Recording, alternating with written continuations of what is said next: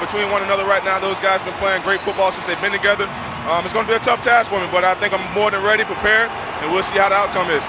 Patrick, thank you. All right, Michelle. And the Cardinals are without wide receiver John Brown, whose sickle cell trait, which is an inherited blood disorder, is causing him hamstring pain. As for the Seahawks, they are without linebacker Kevin Pierre-Louis, and all-pro safety Cam Chancellor will miss his second straight game with a groin injury.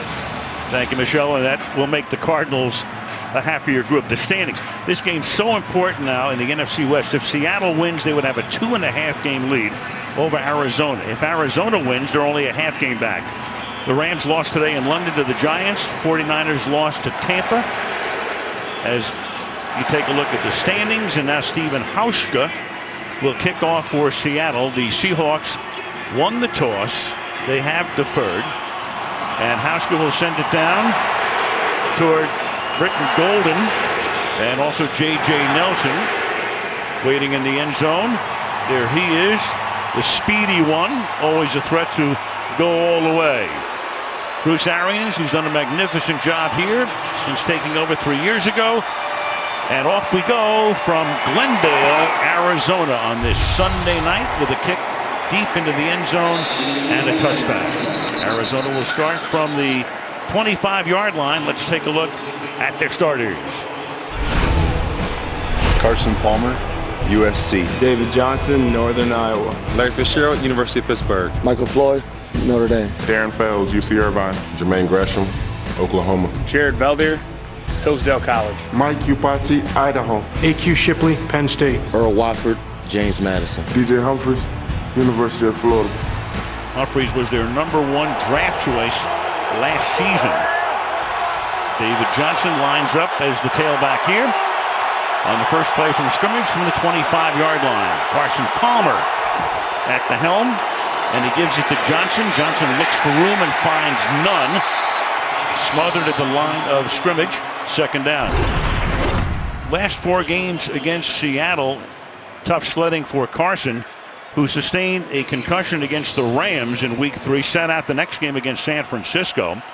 And then last week played against the Jets, played well, but had to come out of the game at the end of the game, and it turns out to be a little bit of a hamstring tweak. So all eyes on him tonight as he was somewhat limited in practice. There's Richard Sherman, obviously keeping an eye on him all night long, as we do in every Seahawk game. And the pass is caught on a slant by Fitzgerald, who takes it out to the 42-yard line for a gain of 17. Larry Fitzgerald over the middle, tackled there by Kelson McRae, playing in Chancellor's spot. First down. How did he get so wide open? Well, they think there's going to come a screen, and Fitzgerald is just going to go right back inside. And there was nobody there. Very cleverly drawn up that time by Bruce Arians and company. Up to the 42-yard line. Cardinals looking for that fast start. Chris mentioning only 7 points all season long in the first quarter. And again, Fitzgerald, but this time he is taken down immediately by K.J. Wright, sniffing that one out perfectly. No gain, second and 10.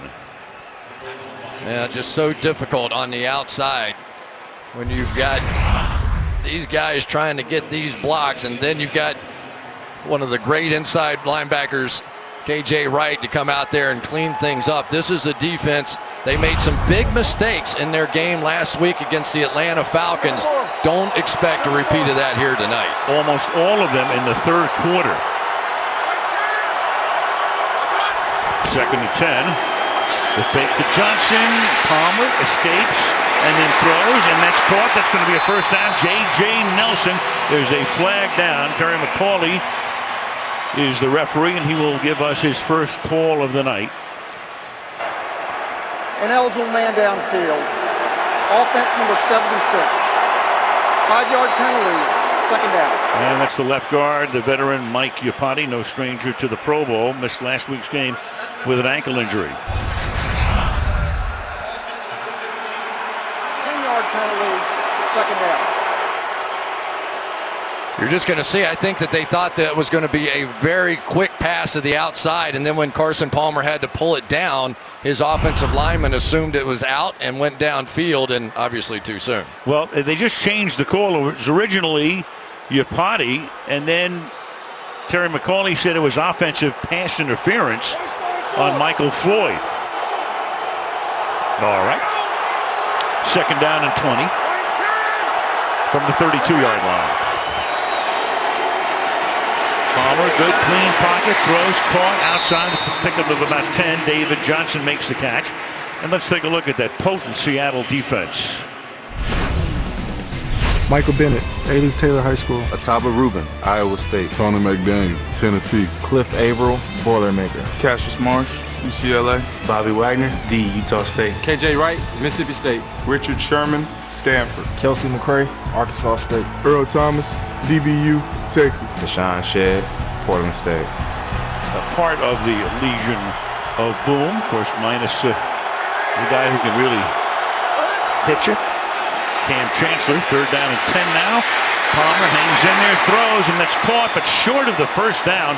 Floyd, and he gets tackled in front of the Seattle bench, but you can see where the marker is. And Floyd looking for the first down. He's not going to get it. He's almost 2 yards shy. It's fourth down. Working against Jeremy Lane, you're going to see them just battle all the way down the field here as they're both pushing and shoving just a little bit. The throw drew Michael Floyd back and just left him short. I think that his timing of his route just got messed up because of all the contact and had no idea where he was and came up well short of the marker. Brian Quigley, who was signed at the end of September, former Jet, the Arizona kicker. It bounces at the 18-yard line and takes a sideways hop. He's down at about the 16, and that is where Wilson and the Seahawk offense will go to work when we come back. Sunday Night Football brought to you by Chevrolet, the most awarded car company 2 years in a row. By DirecTV. If you call yourself a sports fan, you got to get DirecTV. A Bud Light, here with your team on it, and by Farmers Insurance. A little collage montage of some of the Cardinals going all the way back to when they were in Chicago. Michael Bidwell on the left, Steve Keim on the right, and they've really done some job with this team, starting in Chicago. Then they went to St. Louis, coming here. They were the Phoenix Cardinals for a while, and they decided to embrace the entire state when they came into this building 11 seasons ago. No score. Seattle running its first play now from the 17-yard line. And Wilson starts with 5 wide, under pressure. He's able to escape, and he has to sling it away. The pressure put on by Kevin Minter. The Cardinals love to blitz. It'll be second down and 10. Russell Wilson, he has just been phenomenal over the last 17 games going back to last year. Take a look at that. Last 12 regular season games, 29 touchdowns, only 2 interceptions. Top rating in the league.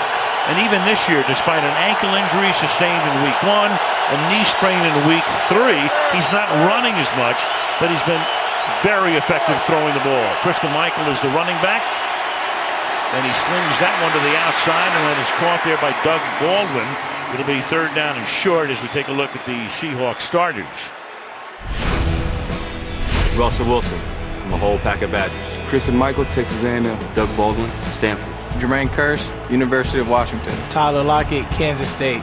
Jimmy Graham, the U. Bradley Sowell, Ole Miss. Mark Lewinsky, West Virginia. Justin Britt, LHS, MIZ. Jermaine Ifedi, Giga Maggies. Gary Gilliam, Milton Hershey. Little mixing and matching along that offensive front this season. We'll detail that as we go along. Third down and 1, and Wilson's going to keep it, and Wilson will not be able to turn the corner because Tony Jefferson, the safety, comes up to knock him down, and it's a 3 and out. Just a brilliant play here. They're going to do the read option and hope that Jefferson's going to jump on that. It's what Russell Wilson thought he was going to see, but then Jefferson, who's had a tremendous year so far, comes out to make the play. Well, he gets his hand underneath. You could call it, sure. Close. But they didn't. And now Ryan to punt. And a booming kick. Backs Britton Golden up to his own 21-yard line, and great coverage as well.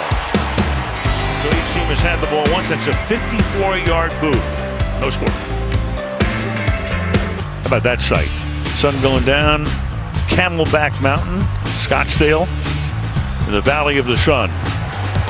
We're in the northwest portion of that valley, out in Glendale. Sunday Night Football. And the Cardinals have it at their own 21-yard line.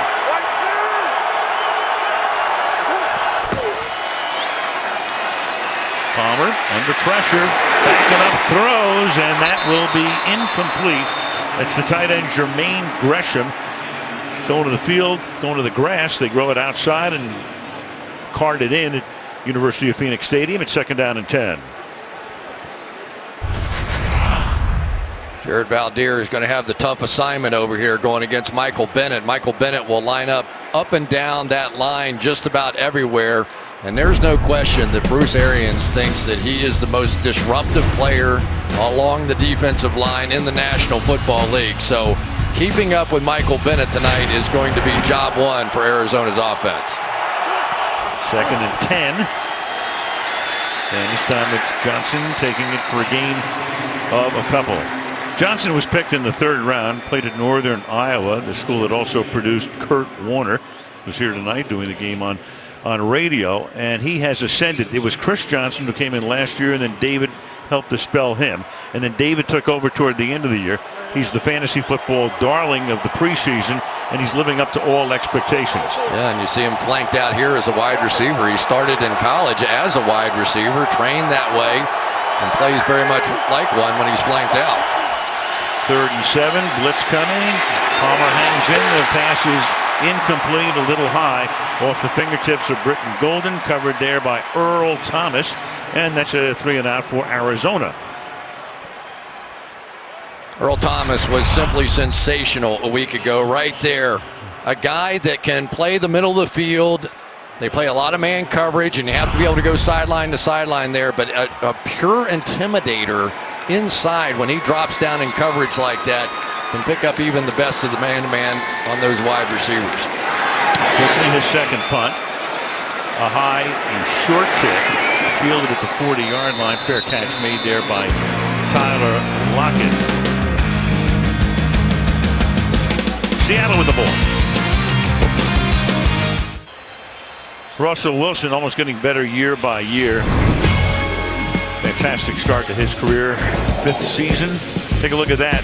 Otto Graham, Sid Luckman, Norm Van Brockman, 3 guys from the deep past. And there he is, 4th highest yards per play in the history of the league. Almost half of his passes downfield, 21 yards or more, have been complete since the beginning of last season. 16 touchdowns. He's just been terrific. Yeah, and remarkably, he's the 3rd most accurate guy of any passes, only behind Tom Brady and Matthew Stafford. You wouldn't expect that out of a deep ball thrower. 3 receivers set to the right. He comes over the middle and nobody's home there. Marcus Golden put the pressure on that time, and he'll be putting a lot of pressure on all night long, number 44. Yeah, probably the biggest difference in this Arizona Cardinal team this year has been the play of their outside pass rushers. And Marcus Golden with 6 sacks already. Sort of a James Harrison kind of build to his play, and he has been sensational. On the other side, Chandler Jones with 4 sacks, and that bookend approach, finally they have that sort of pure 34-looking defense to attack an offense. From the 40, only a 3-man rush, and then he swings a pass to the outside. To the 45 goes Christian Michael. It'll be 3rd down as we take a look at the Arizona defense. Frosty Rucker, USC. Corey Peters, Kentucky. Calais Campbell, the U. Chandler Jones, Syracuse. Deion Buchanan, Washington State. Kevin Minner, LSU. Marcus Golden, Mizzou made after. Patrick Peterson, LSU. Tony Jefferson, Oklahoma. Tyron Matthew, LSU. Marcus Cooper, Bloomfield, Connecticut. Big offseason acquisition was Chandler Jones, who came over in a trade with the Patriots. 3rd and 4, play clock down to 3. And Wilson hangs in the pocket, then it's tipped, and it is incomplete. The pass here intended for Nick Vanette. Marcus Golden again put the heat on, coming through the middle to pressure Wilson. 4th down. Yeah, and Nick Vanette, a guy that they were excited about coming into this ball game. Luke Wilson was hurt a week ago, hurt his knee, and so Vanette, a rookie, was going to get his opportunity. couldn't quite hang on to the first one. All right, John Ryan to send it down to Patrick Peterson. With John Brown inactive tonight, Peterson, no stranger to running back punts. Won't have an opportunity here because he calls for a fair catch at the 12-yard line. So the game has begun, each team punting twice. No score in Glendale, AZ.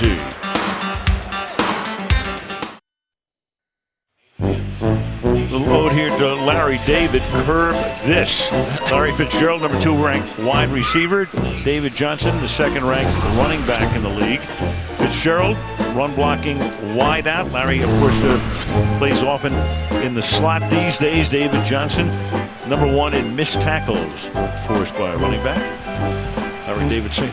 Did they mention my name? Larry, a big Jets fan. He was here on Monday night to watch his team go down 28-3. But the Jets won today. Beat Baltimore, make them a lot happier. Just hearing that music makes you smile a little bit, doesn't it? Yep. And that show's coming back too. Under 8 minutes to play, first quarter, ball at the 13-yard line. And through the middle and exploiting a hole is David Johnson, very close to a first down over left guard. He goes, he comes into the game averaging 5 yards per carry. Good double team over there on the left-hand side, and David Johnson kind of very patient. It's one of the things he learned from the older Chris Johnson, who's hurt now on this team. He was always a sort of big, powerful, speedy guy, but he got to the National Football League and he learned sometimes you have to slow down. Sometimes you have to allow that double team to take place, and that time Jared Valdir, Mike Upati, once they got up on the defensive tackle, got some movement, and then David Johnson got through there. Gain of 9, second down and 1. 22-yard line. Call his number again showing some patience.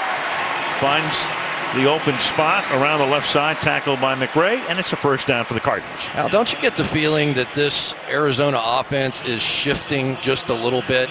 You know, so many of the big plays in the passing game and deep bombs, and Bruce Arians loves throwing the ball down the field. But it's quite possible now that their best player is David Johnson, the running back.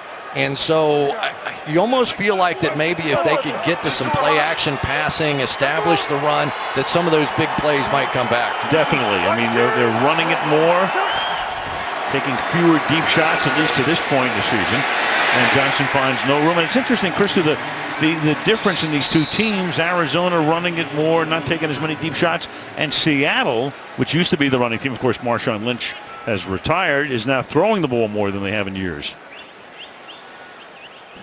We talked about Michael Bennett. Watch him come here off the edge and get DJ Humphries and just take him straight back. Humphries has added an element with his athleticism at tackle, but from time to time he can still get overpowered when somebody gets underneath his chin. Second and 10. The inside handoff. There goes Johnson over the left side out to close to the 34-yard line, and that's going to make it third down and about 3. Shed makes the tackle. There's Cam Chancellor, and again the Cardinals are quite happy to see him in civvies, missing his second game, groin issue, and hope to have him back next week when they go to face the Saints in New Orleans. There's Kelsey McRae taking his spot. McRae, fourth-year guy, used to play with the Chiefs. Third and 3. And to the outside and going to the ground and making the catch there is Larry Fitzgerald, as he has done so brilliantly, knew exactly how much he needed for a first down, and that moves the sticks. Just don't know if there's been a better catcher of the ball in the National Football League than this guy. Chris Carter, you think of Jerry Rice, some of those kinds of guys, but it's such a rarity. I was watching tape the other day and he dropped a fairly simple ball and I just he had to roll it back. Is that Larry Fitzgerald on that play? But the biggest difference with Larry's game now, Bruce Arians told him, hey, I can get you 100 passes a year, but you got to come in here and block. And more often than not, he will be at the point of attack on run plays, and he is again here. Still doing it at the age of 33, and now the pass is caught here by Floyd. Michael Floyd takes it out to the 50-yard line. They're trying to get him going. dropped some passes early on and then got him a touchdown throw last week against the Jets and picks up a first down here. Yeah, and that's probably one of the things that has been missing this year from the big play element. Because Michael Floyd in the past was one of those, you know, the 50-50 balls they call them, where you go down the field and you've got a smaller corner on you and just throw the ball up in the air and let him go up and get it. And so far this year, that really hasn't happened. Best drive of the quarter by either team. Palmer now from the 50. And he's going to sling it to the left side, but that's going to be out of bounds. Floyd coming back to receive it. Incomplete. And that will make it second down and 10. And Frank Clark, number 55, came in and pounded Palmer. Pete Carroll over on the sideline, of course, had his hands full a week ago with that sort of sideline blow up with Richard Sherman. There were some blown coverages, some blown communications, and it was interesting. Pete, instead of going over and screaming and yelling, he just sort of let them handle it, didn't he? He goes, "Hey, I know who I had over there. I know how those guys operated. I knew they'd figure it out." Yeah, he turns that into a positive. He said that could be a good thing. Yeah. Second and 10. Johnson kicking and strutting his way for a gain of about 3. It'll be third down. Back to last week's game against Atlanta when they coughed up a 14-point lead. A couple of blown coverages. Of course, you had Chancellor out. You had McRae in. And there's Chris Richard, who can be a little volatile himself, the defensive coordinator. And there they were. And Chris Richard, I talked to him this week, and he said, yeah, then there came the happy dance at the end where they all come back. They were literally picking up Richard Sherman and bouncing him along. But Chris Richard said, hey, I've got to examine what I do. Sometimes I get mad, and I should let those guys breathe for a minute over there before I come after them, too. Third and 7. Pressure put on, and he's going to get sacked. Just gets enveloped at his own 45-yard line. Clark comes in. Averill comes in as well. Half the defense. Fourth down. Maybe the best pass rusher is Cliff Averill coming off the edge over here and going to try and block him with a tight end. Good luck with that. And then you've got Frank Clark. The thing, how Arizona has gotten beat in the past out against this bunch is they get in those third and long situations. There are times against Seattle's defense you have to just say, okay, we're going to punt the football. We're not going to take a big chance and turn it over here. Well, this is their third punt already. It will bounce at the 5 and takes a great bounce for the Cardinals, and they're going to pin them very deep at the 1. As good as it gets for their new punter, Quigley.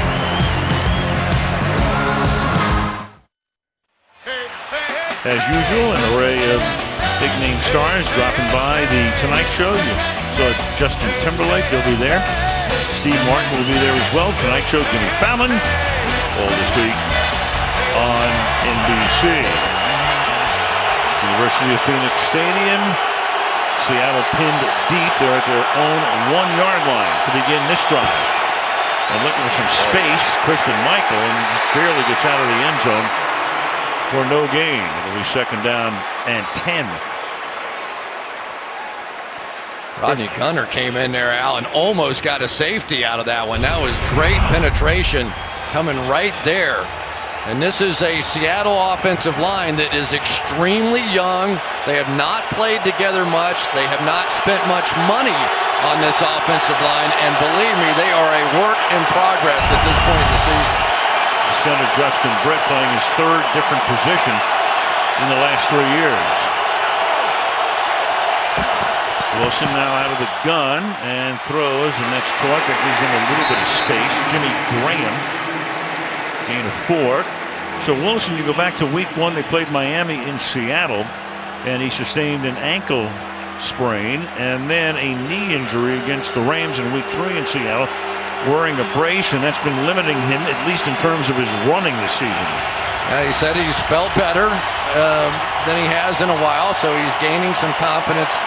But clearly this is a different Russell Wilson than we've seen in the past. At this point, ordinarily, he'd have 100 or 200 yards rushing, and not much at all so far this season. 3rd and 6 in the final minute of the opening quarter. Pressure put on. Wilson just has to throw it away. Nobody was open. Cardinals were coming in, and they'll have to punt from the end zone. one of the marquee matchups on the outside. Patrick Peterson, into the Pro Bowl every year of his career, matched up against Doug Baldwin, who I thought had one of the really remarkable runs that I've ever seen for a wide receiver. 11 touchdowns in his last 6 games of 2015 and tied for the league lead with 14 on the season. But that matchup will be fun to watch tonight. Marquee on both sides.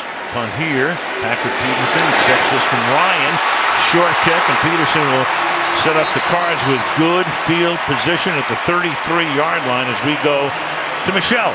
Well, you mentioned the injuries to Russell Wilson. Week 3 in the win over San Francisco, he sprained the medial collateral ligament in his left knee.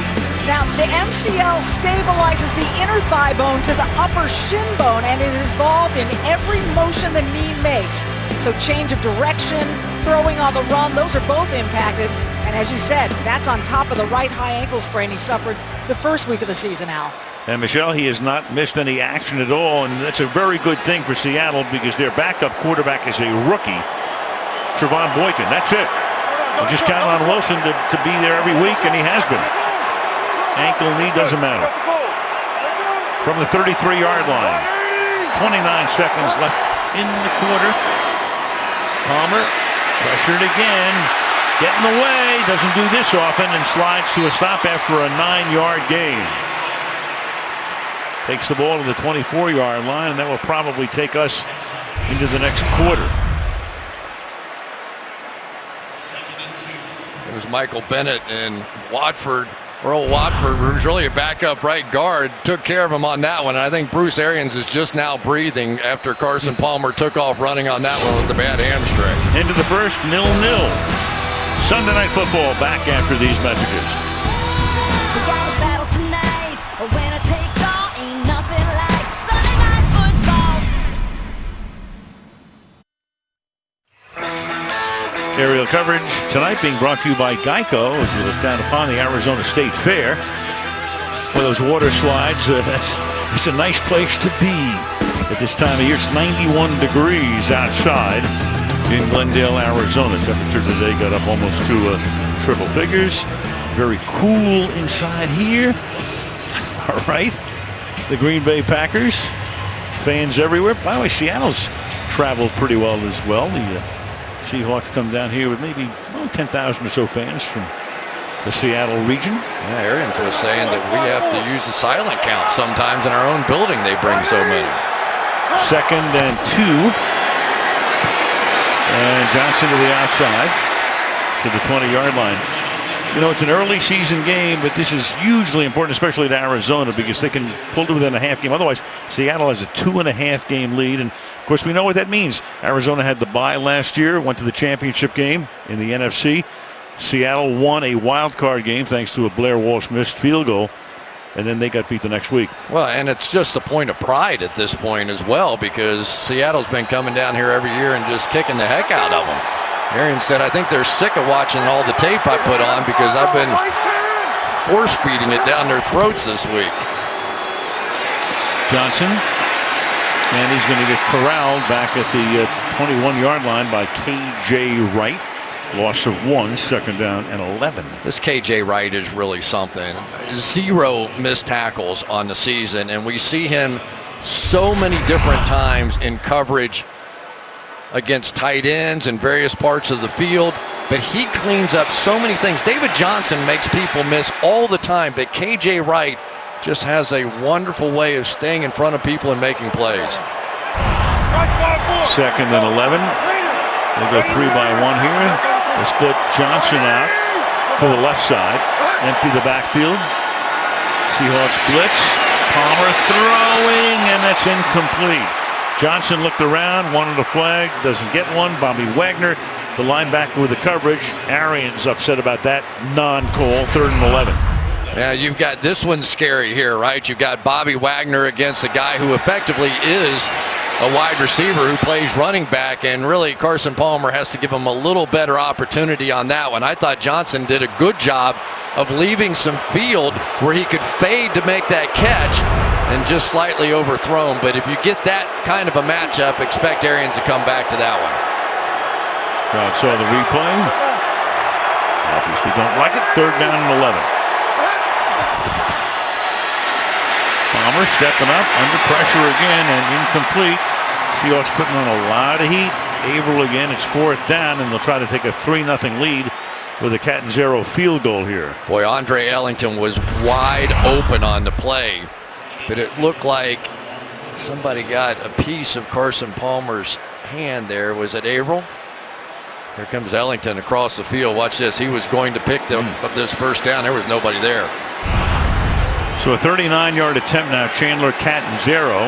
Last time we were here on opening night, bad snap cost them a potential victory. They have a new snapper in Brewer. And wouldn't you know it, another problem, a flag down. It's Bobby Wagner who comes in, but you have a penalty marker.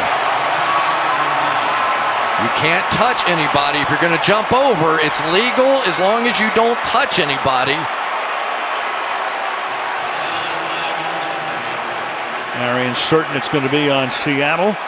It was a 4th and 11. Wagner was not offsides on the play. I didn't see him. If he just touches the helmet or anything else of that center, which he did right there, that little toe tap is going to cost him if the official saw it. The left foot on the numbers of the snapper, but it results in a long conversation before McCauley gives us the call. Right beside him, you had Ataba Rubin holding down the guard. There's no foul for an illegal formation by the defense. 1st down.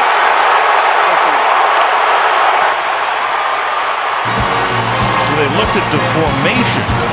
No foul, no points, still 0-0.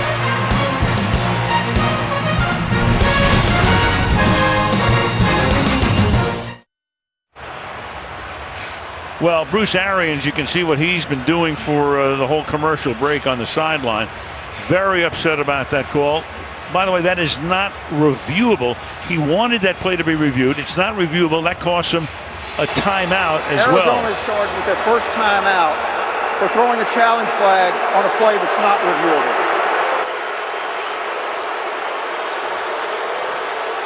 I think Arians is arguing that he hit the center, which he did. That play is not reviewable, but it's a foul. If Wagner had gotten too close to the center there, you can't cover the center. Clearly he touched him.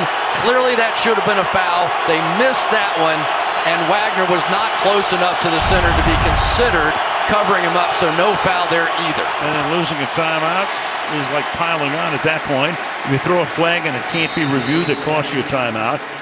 Kristen Michael carries for a gain of about 3. And Bruce Arians, who has not had a whole lot of luck this year with the kicking game. They, of course, missed the kick against the New England Patriots. They had issues in the Buffalo game.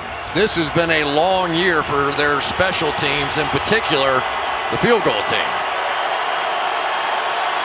At the 34, 2nd down and 7. Still 0-0 early in the 2nd quarter. Got it out of his hands quickly for a 1st down to Paul Richardson. Makes his first grab of the night. The speedy 2nd round pick back in 2014. You see so many of those tries for that when it's at the end of the game. You don't often see it in the middle of the game, do you? And here he comes right up the middle. And Wagner, obviously one of the great athletes. Here's a guy that's in the top 10 of run defense, pass defense, everybody. Luke Kuechly, the only one that sort of matched him this season so far with everything that he's done. At the 44-yard line, Wilson to the outside, and just delving into the rule book a little further, incidental contact is not necessarily a penalty that's in the book. So that was either they missed it or it was ruled incidental contact. Or accidental, you tell me. Can you explain the difference to me between incidental contact and contact? I thought the rule was supposed to be about player safety because you don't want guys flipping over and doing all that sort of stuff. You know. I think if you wipe the guy out is what they're thinking about. All right, whatever. You tell me. I might give you a whatever. I don't know. Me too. I'm like you. I'm like Shania Twain. What's the difference? Whatever. Yeah. Contact. Well, whatever. I'm going to give it whatever. Whatever. That's all I got. I got whatever. That's it. And that's dropped at the 50-yard line right into and out of the hands of Jimmy Graham coming back after he missed the last 5 games last year with a patella tendon injury, which resulted in an operation, and it took him quite a while to get back. He didn't play at all in preseason. Yeah, and he wasn't much of a factor the first couple of games, but his return and catching a lot of balls the last 3 games or so, and this offense has perked up because of it, but he's clearly not anywhere close to 100% healthy. 3rd and 10 from the 44. Seattle has only 1 first down in the game, and that's incomplete, and a flag is thrown. Richardson was the intended receiver. Cooper. Holding, offense number 63. Penalties decline. 4th down. Cooper covering on the play. Penalty is on the guard, Glowinski, and the punting unit comes back in again for what will be the 7th punt of this contest. Yeah, he was working over there against big Calais Campbell and just had to hold on. We'll talk more about this offensive line for Seattle. They have not invested a whole lot of money in it, and they're going to have to do the best they can here tonight. Ryan's punt. Britton Golden is back. He collects it at the 11-yard line and brings it back out to the 19. 11 and a half to the half. Nothing. Top 8 drivers must keep chasing as the pressure to win builds in Martinsville, Virginia. Dale Earnhardt Jr. will join the NBC broadcast booth, a part of the race. That's next Sunday on NBC. SN Joey Logano clinched the spot in the round of 8 with a win at Talladega. Look at the group of 8 at the moment. Well, there you go. David Johnson went to Northern Iowa, and so did the man on the right, Mr. Kurt Warner. Went to 3 Super Bowls. Won 1 with the Rams. Palmer now retreats. He's going to go deep downfield and take a shot, and the pass is incomplete. Shedd was back there with Thomas covering on the play. Pass intended for J.J. Nelson, 2nd down and 10. Yeah, that Deshaun Shedd's done a nice job over there. Think about what it's like playing opposite Richard Sherman. You're going to see so many balls come down the field. Here's a guy that was on their practice squad. He was a safety. He just sort of filled in on special teams, whatever he could. And they absolutely love the fact. They think he's one of the hardest workers on their team. Maybe not the most talented guy in the world. He's about 220 pounds, huge for a cornerback. But he just keeps making plays over there opposite Richard Sherman. Don't know where they'd be without him this year. 2nd and 10. Pass to the outside, and nobody's covering Johnson. And he exploits that as he dances down the sideline for a good gain. Tackled there by K.J. Wright. For him, that's a first down after a gain of 15. David Johnson through 6 weeks. 833 scrimmage yards, most in the league. And before this day is done, he could wind up as the rushing leader. First Cardinals player since back in the Chicago days. John David Crow led the league after week 6. Yeah, and some of the changes up front with Earl Watford and DJ Humphries on that right side of the line, much more athletic than what they had in the past few years, and it's really helped some of their stretch runs. One further note, that was their first year in St. Louis after moving from Chicago for Crow. Out to the 35-yard line, gain of 1 here. David Johnson tonight has already carried the ball 10 times, but they've limited him to 32 yards. Yeah, it was kind of fun talking to David Johnson about Bruce Arians. Bruce Arians is so hard on everybody. They're really hard on David Johnson. I said, give me some example of that. He said, well, I got named the NFC Offensive Player of the Week one time, but he refused to give me a game ball because I was missing blocks and had a couple blown assignments. It was rough. Finally got a game ball last week against the Jets. J.J. Nelson on the end around was able to get out to the 40-yard line. Bobby Wagner making the tackle. It'll be 3rd down and 4. Look at that, Bobby Wagner. You know, they picked Russell Wilson. We all know how that worked out in the 3rd round. Tremendous choice. Won the job as a rookie. And then Bobby Wagner was also picked in that same draft just ahead of Wilson. When you talk about John Schneider hitting the jackpot, there it was. He's one of those core guys. They pay a lot of defensive players big money, and it's well deserved. And You've seen the results. 4 straight years of #1 scoring defense. Yeah, Schneider, the GM, a dump off there to Johnson, and instead of a loss on the play and another punt, Cliff Averill came in, and Palmer was able to get rid of the ball and put it into Johnson's stomach, and a first down. That's as good as it gets for Carson Palmer right there. He is dead to rights. Cliff Averill had him, throwing him to the ground, and just flipped it out. That looked almost like a Russell Wilson kind of a play, and then David Johnson took over from there. So this is there's KJ Wright down on the field now. So an injury timeout, still no score. Gangbusters matchup on Sunday Night Football next week. The Philadelphia Eagles, the Dallas Cowboys. Eagles handed Minnesota their first loss of the season today. Cowboys with a bye. They're 5-1. Eagles 4-2. Philly, Dallas next Sunday night. It's first down. Flag is thrown, and Palmer slings it to the outside, and that's caught for what would be a 12-yard gain. And then another flag comes in, so 2 fouls on the play. Floyd makes the catch. Might be one on Floyd. Like he may have pushed off a bit at the top end. Offside, defense number 72. Pass interference, offense number 15. The penalty's offset. First down. That's Michael Bennett offside, and that was a 12-yard gain that went away. Offsetting penalties here, and he's no stranger to getting an offside call. No, he's not. And Bruce Arians says the guy lines up offsides all the time. I said, are you going to mention that to the officials? He said, yeah, before the game, after the first play, after the second play. I'm just going to talk about it all the time. But he has been a nightmare. And now that Mike Upati's back in the game, I do believe now. He went out for a bit. Here's Andre Ellington. That gives David Johnson a little bit of a rest here on this series. Takes the ball into Seattle territory to the 49-yard line. Russell Wilson over on the sideline. You know, it's been interesting to follow what's happened with him this year. Since spraining that knee in his ankle, obviously some things that he's always done, moving around, scrambling around and such, has been limited a bit, but I think he has just improved so much as a pocket passer. You see him almost like a Tom Brady or Peyton Manning, getting the ball out of his hands very quickly now, not letting that pass rush get to him.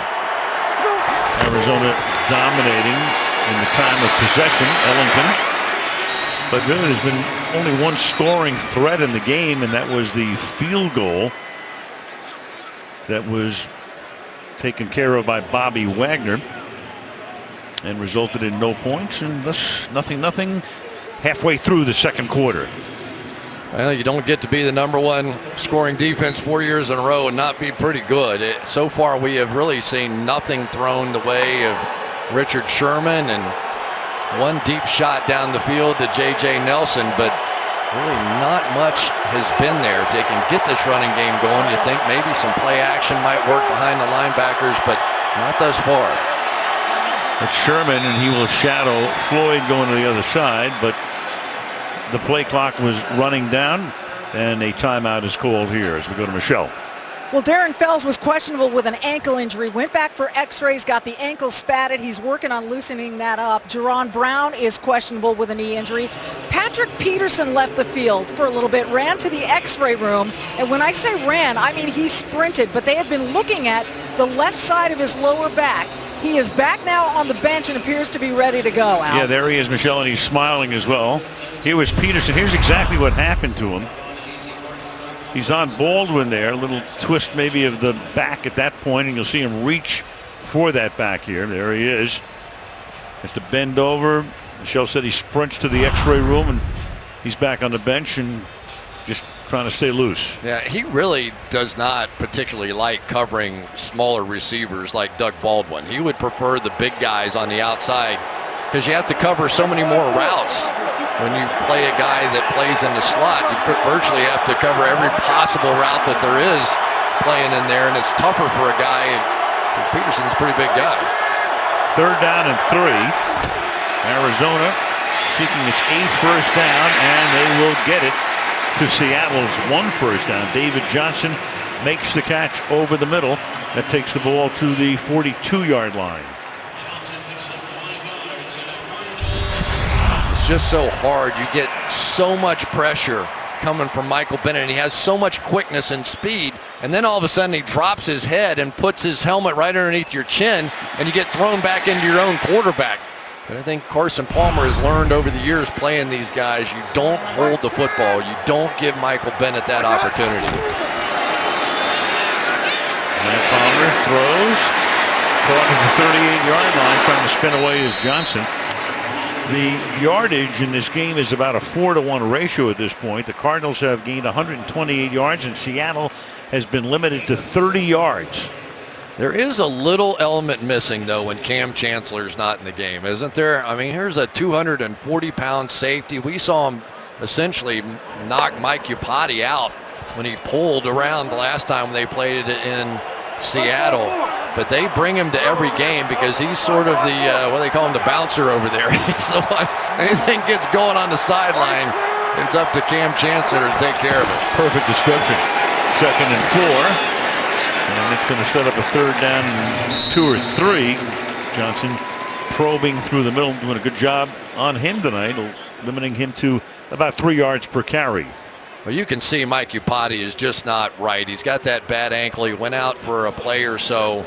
But this is one of the most powerful run-blocking guards in the game. And you can just see him hobbling around just a little bit here, just feeling uncomfortable. Just have to keep an eye on him. At the 34. 3rd and 2. On the ground. And that's Johnson, and he will have enough for the 1st down. To the 31-yard line he goes. 4:40 left in the half. Pete Carroll, the ebullient, effusive one. Always hard to believe when you think about it. Oldest coach in the league. He's 65. You think back to, he was an NFL coach back in '94. He coached the Jets for 1 year before going to New England, then to USC. Had a lot of success there, obviously, and then to Seattle in 2010. Their practices in Seattle are more competitive than some games I've seen. They go at it in practice, and it shows out here on game day. Wagner blitzing, they pick him up. Palmer has some time, and the pass is incomplete because the coverage is great. Earl Thomas is back there covering. David Johnson, the intended receiver, it'll be 2nd down. Yeah, Earl Thomas says, I don't think so. You're going to get a little wheel route coming right up the way here, and Thomas just going to go straight with him. There aren't many safeties in this league that can intimidate, that can cover, and that can lead a defensive unit. He's a guy that, by his own admission, doesn't say a whole lot, but lets his play speak for him out on the field. He has an intensity about him that is infectious with this defense. They have several guys like that.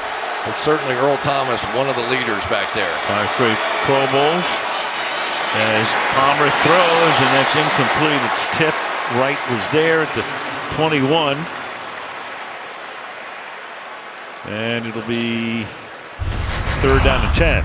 Good battle on the outside between these two soon-to-be legends, Larry Fitzgerald and Richard Sherman. And one of the things Sherman was telling us is that, you know, Larry's not quite as quick out of those breaks as he used to be, and you can sit on him sometimes. He noticed that Revis was sitting on a few of his routes, and he thought he could get away with the same stuff. 3rd and 10 at the 31. They're in field goal range, but every kick for Arizona these days is an adventure. Blitz coming again. Palmer throws, and the catch is made at the 28-yard line, but Sherman is all over Fitzgerald, so just a short game.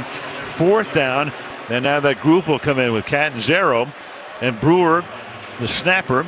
Quigley is the holder. Neither of those guys, the snapper or the holder, was with the team at the beginning of the year. And here's Catanzaro, and of course they'll keep an eye on Mr. Wagner this time. Well, Ataba Rubin, the last time, took the guard and sort of pulled his shoulders down. I can't imagine Wagner's going to get away with doing it again here. He's going to try. No, he's going to back off this time, and a 46-yarder is good. So finally some points. It takes almost 27 minutes, 3-0 Arizona on the NFL Network.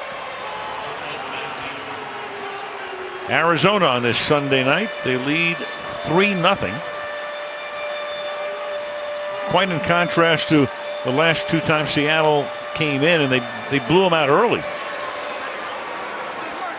And the combined score of those games was 71-12.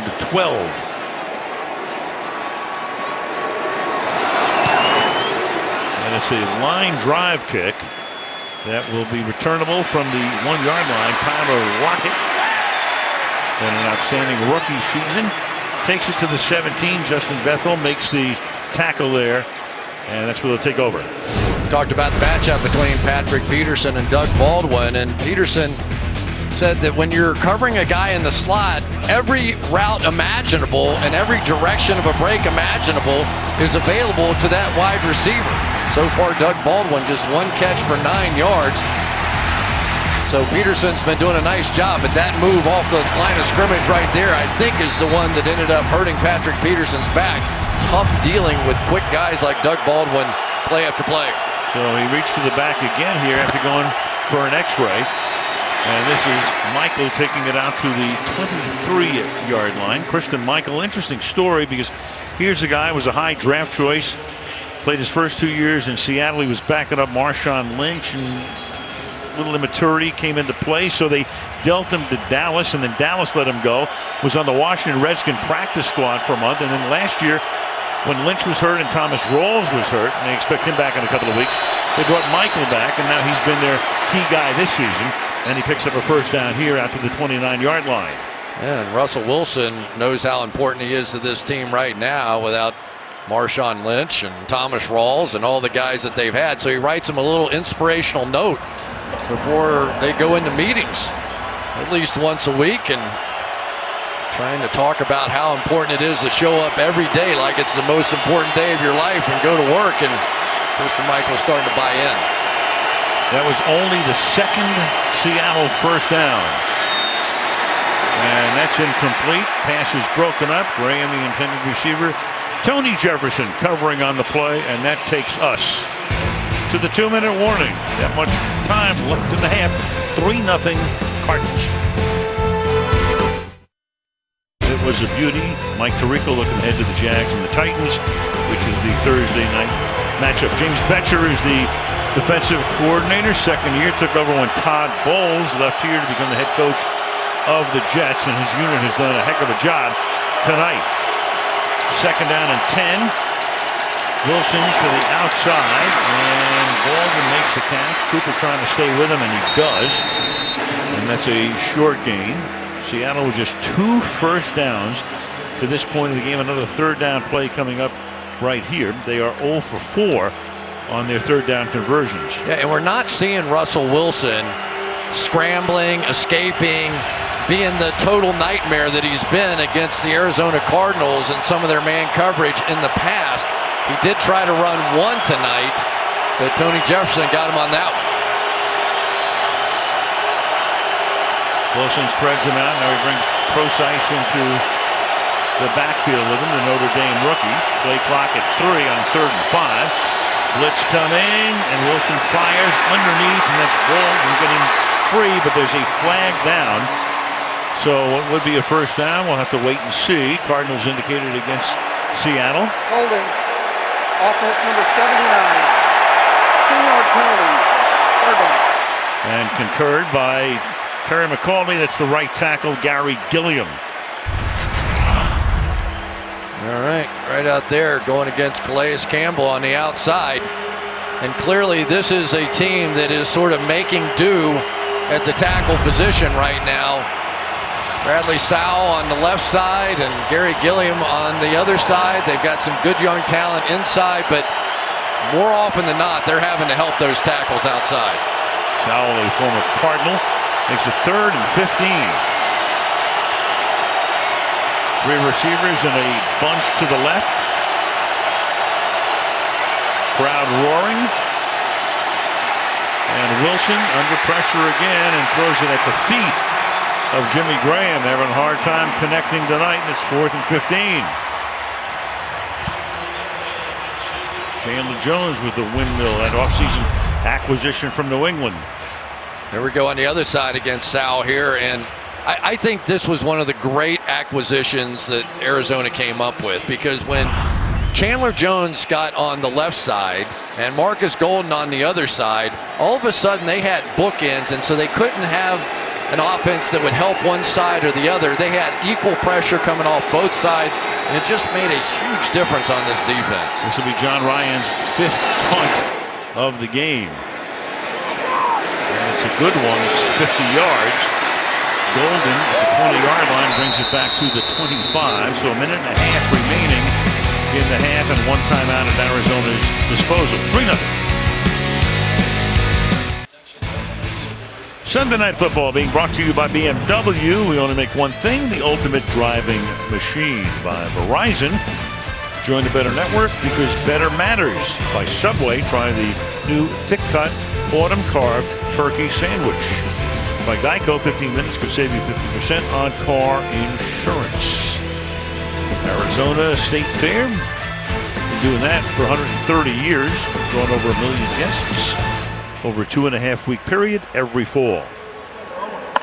So far, the Seattle offense 0 for 5 on third downs, and Arizona 4 for 9. That really the difference in the game. And when Carson Palmer has 10 more yards rushing than Russell Wilson, you know you've got a strange first half working. So that last note, more points than any team in the final 2 minutes of a half thus far this season.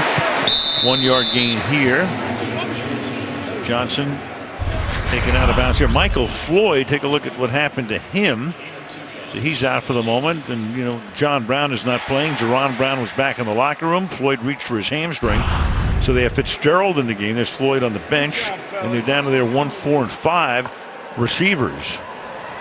Now with J.J. Nelson now is the speed guy, number 14. He is the one guy that has the ability to strike quickly. Well, he and Golden would be 4 and 5, and of course Fitz is number 1. Second down and 8. And that is almost picked, and Thomas thinks he had it. He comes away. There's a flag down to begin with here. And prior to the pass, holding, defense number 25. 5-yard penalty, automatic first down. Well, it's moot as to whether he got it or not. That Sherman called for the penalty. We saw his arm wrapped around the right shoulder. Let's see if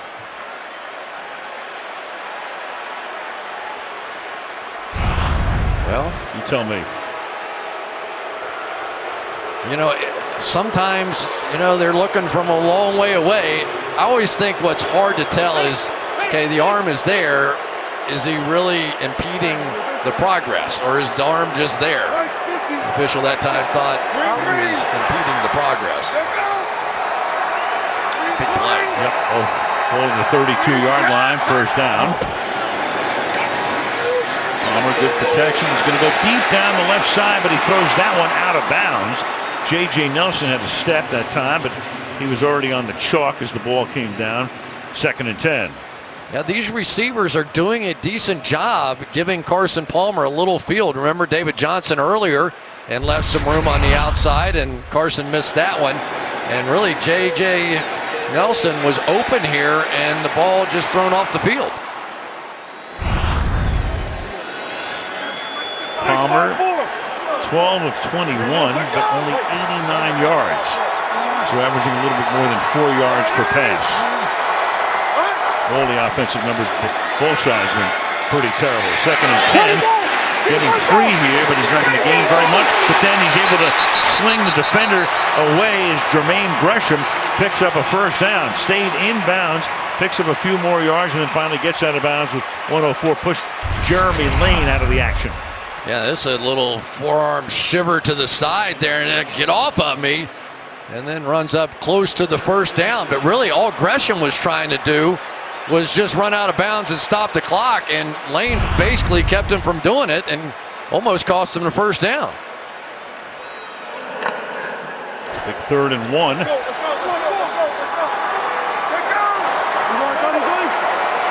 Palmer again in the gun.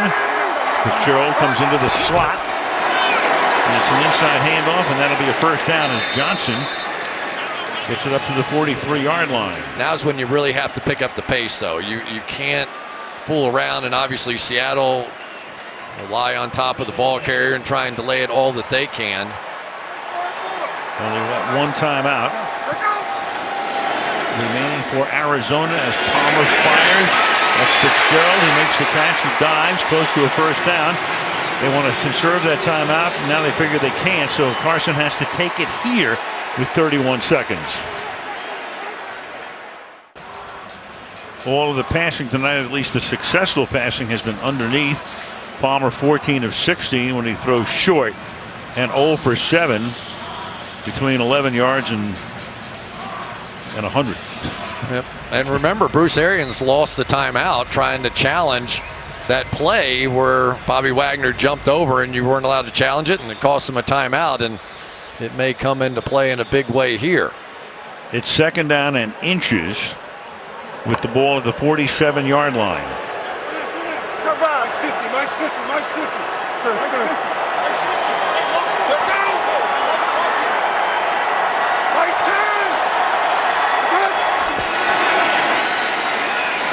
Palmer backing up as he throws, and the pass is incomplete. So the coverage is outstanding. You see 3 Seahawks around Gresham, and the pressure was put on Palmer at a throw of his back foot, 3rd and inches. They just keep putting so much pressure on. You saw 8 guys up around the line of scrimmage on that particular play. They just are not going to allow Bruce Arians any cheap and easy completions to set up a field goal try here before the end of the half. They're down at 1. Now you need to at least convert here. You know, it just feels like that this is going to turn into a David Johnson kind of a game, that he's the best receiver maybe out there other than Larry Fitzgerald, and best runner too. They give it to him here and then spike it. They need that first down. And Palmer will get in wide open, making the catch. And out of bounds is Ifeanyi Moma, a guy who has barely been in the game. Second-year guy out of Boston College, and they let him loose. Then he picks up the first down on a gain of 23. Coming right down here, and they brought some pressure. Larry Fitzgerald drew the coverage off with him. Seattle up there playing tight on that 3rd down and 1, and they go for it. Jared Valdir on the outside, taking care of Michael Bennett, who may be getting a little tired after all these pass rushes. They've been on the field a while this half. Moma is the first catch of his career. Came off the practice squad in week 4. Now Palmer going for it all, and incomplete. Nelson, the intended receiver. That's Sherman with him step for step. And you've got 17 seconds. You know, they are still playing Bobby Wagner on the outside against David Johnson one-on-one. They took a deep shot on that before, but Wagner is playing a good 10-11 yards off in that type of defensive alignment. They could just raise up and throw the ball to Johnson, who's pretty darn good in the open field, and still have time, I think, to get up and spike the ball and pick the field goal.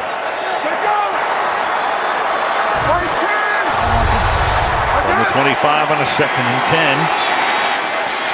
4-man rush, and he tries to dump it off. Palmer does, but now you have Frank Clark to put the pressure on. The clock is running down. They have no time. They have no timeouts. And they're going to stop the clock. There was a defensive shot. Somebody came in with a forearm and may have stopped this clock before the half ended. Otherwise, there was no chance for the clock to be stopped. So Palmer was under pressure, just trying to dump it off. Watford was the only guy around it, so he, of course, would be an ineligible receiver. Then you got the action after the play, and the question is, do they put any time back on the clock? Jeremy Lane came in. He's the guy who comes in with a late shot. There he is, as the clock was running down, and, of course, you can see McCauley reaching for the flag. So there's your penalty on that side. It was very close to whether that clock ran out. I'm sure that's what they're discussing, if it's a defensive penalty, because they will get that additional snap. Could be offsetting here. There are 2 fouls after the play. Unsportsmanlike conduct on the offense for pulling a player off the pile. Personal foul, unnecessary roughness, defense number 20. The fouls occurred after the play. The clock ran out. That's the end of the first half. Wow. So the Cardinals squander an opportunity to make it 6-0. Settle for a 3-0 lead at the break. Coming up next is the Toyota halftime after these messages.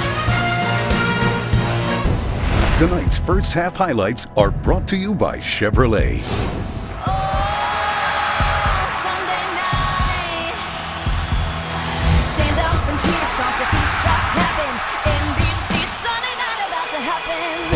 On a hot early evening in Arizona, the Cardinals take the field, ready to meet the Seahawks on Sunday Night Football. Pressure put on, and he's going to get sacked. Here, going to try and block him with a tight end. Good luck with that. And wouldn't you know it, another problem. We've got a strange first half working. Chevrolet, the most awarded car company 2 years in a row. There you go at the half. It's a hockey score. 3-0, Arizona leading Seattle. The buzz, Russell Wilson. It's only the second time in 70 career starts he's been held scoreless in the first half. Carson Palmer tonight, 15 out of 26. 130. David Johnson leading the league in yards from scrimmage. Has 83 total there. And week 17 last year, it was 30-6 at the end of the first half, Seattle, and tonight it is 3-0 Arizona. Al Michaels, Chris Collins, we're in the show for you on Sunday night. Big game as far as the standings are concerned in this division.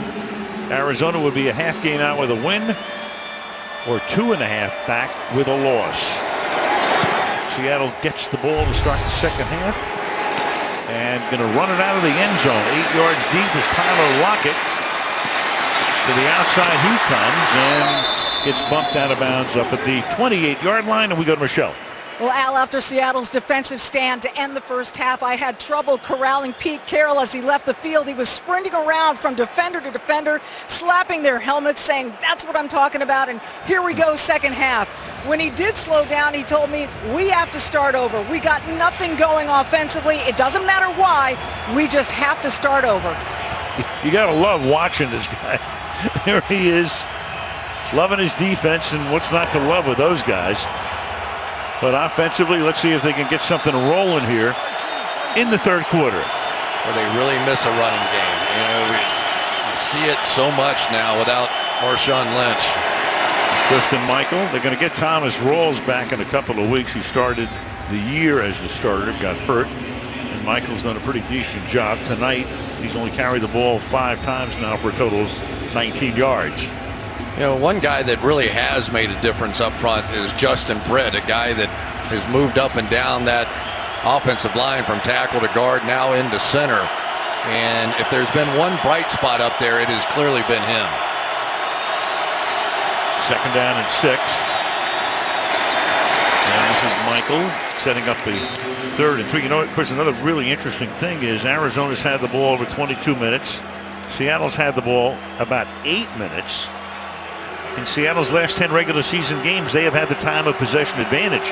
And tonight, way down. Yeah, complete reversal. And I thought it looked like Seattle's defense was a little worn out there at the end of the half. Some of their best pass rushers, you could tell they had been on the field for a long time. So Seattle has to start converting some third downs just to give that defense a break. They're 0 for 5 on third down. They have only 2 first downs in the game. Wilson fires, and there is number 3, and he finally connects with Graham. He's targeted him a couple of times tonight, gets it into him here for a first down on a gain of 14. Yeah, really one of their core plays, sending him down and then sending C.J. Procise outside. And look at that shot there by D.J. Swearinger right at the bad knee of Jimmy Graham. And he said it happened to him the first time against the Rams and sort of took his breath away, and he got up from that and he said, well, if I survive that, I must be all right. Ball at the 49-yard line. And Wilson finds his man. It's Kearse making the catch. Flag on the play, however. And Terry McCauley will give us the call. Pass interference. Offense number 15. 10-yard penalty. First down. That is Kearse. He pushed off before making the catch. Back they come. Working against Marcus Cooper up here. There's always at the top of the route a little stuff, but don't know. You know, again, it's easy to see the arms extended. It's harder to see if it had an effect. And, you know, these guys sometimes, back judges are 25, 30 yards away, so they just got to do the best they can. Seattle has not run a single play from Arizona territory tonight. Deepest penetration has been their own 46. Now on a 1st and 20, that's no gain. He gets stuffed. Michael does by Calais Campbell. Doing yeoman work again, 9th year in the league out of University of Miami. Yeah, Calais Campbell, and watch trying to get him cut off. There's just no way. Calais Campbell is one of those guys when he walks out on the field and you get a look at him, he's 6'8" and just a monster of a guy. Consistently gives them 5+ sacks every single year. Never got a lot of recognition. Finally started getting to some Pro Bowls. People know what kind of player he is now. Yeah, you think you're at the Phoenix Suns game when he walks out into the field. And another flag here. False start. Offense going to 78. 5-yard penalty. Second leg. And that's going to make it 2nd and 26. Offensive coordinator for the Seahawks, Darrell Bevel. A lot of success in his run there, but tonight can't get anything going. It's a pretty good Arizona defense. They were sharp last week too. Held the Jets out of the end zone. Jets limited to 3. 2nd and 26. Little screen, Michael. But again, that's defensed very well. Knifing through there is their own Buchanan to make the tackle after a short gain of 2. One of the magical parts of this defense and what they do is they play a defensive back, guy that was a safety in college at linebacker, Dayon Buchanan. And when you watch this team, they just look faster than other teams, and it's because they have smaller, quicker guys on the field. And it's hard to know, is the league really moving entirely in that direction where it's just all about speed and coverage guys? 3rd and 24 from the 35-yard line. 4-man rush. Shot over the middle, and they'll give him 8 yards, no problem there. C.J. Precise tackled by D.J. Swearinger. 4th and 16 and another punt. Boy, Swearinger gave him a little lift last week, didn't he? He came in with some big hits, an interception, and it's allowed them to take Tyrann Mathieu and move him back to what he does best, which is play in the slot, where he has been one of the best. 48 yards per boot. Britton Golden back to get this one, but this is going to be well short of that average and goes out of bounds, and they'll mark that outside the 20. Official stops at the 24-yard line. A punt of only 33 yards. Back in Arizona, Michelle Tafoya and I spoke with Bruce Arians at halftime, asked how they might open up things offensively, and he said, if they'll get their hands off of us and stop holding us, we'll be fine. And he said the refs need to do a better job of getting their hands off of us. He did acknowledge they did have some deep targets available and simply missed them. By the way, they'll be without wide receiver Jaron Brown. He's been downgraded to out, Al. All right, thank you, Michelle. We talked about John Brown. He's out, so you get the 2 and 3 guys are out. And Carson Palmer playing with a short deck, but Michael Floyd does come back in, and Palmer gets whacked as he releases, and that's Cliff Averill, who spent a good portion of the first half in the Arizona backfield. What else is new? Well, when you bring pressure in the middle, it means sometimes that you have to block down, and when you block down, you're going to end up with a guy like Cliff Averill coming off the edge with absolutely nobody. Jared Valdir just let him go, and Carson Palmer had no idea. They are lucky this is not a turnover. 2nd and 10.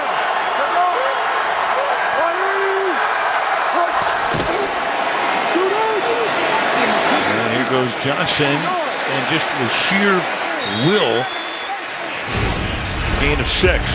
One of the knocks on David Johnson coming out of college, we knew he could catch the football, but people didn't think maybe he was tough enough to run between the tackles, and he was sort of a former wide receiver, but he has proven himself inside. one of the most elusive backs in the game. 25 missed tackles already this season. And he is a big, strong, tough guy. And clearly, in my mind, the difference in this first half. He has been the biggest part of the offense, really, on either team. 90 yards from scrimmage. You go 5 wide here.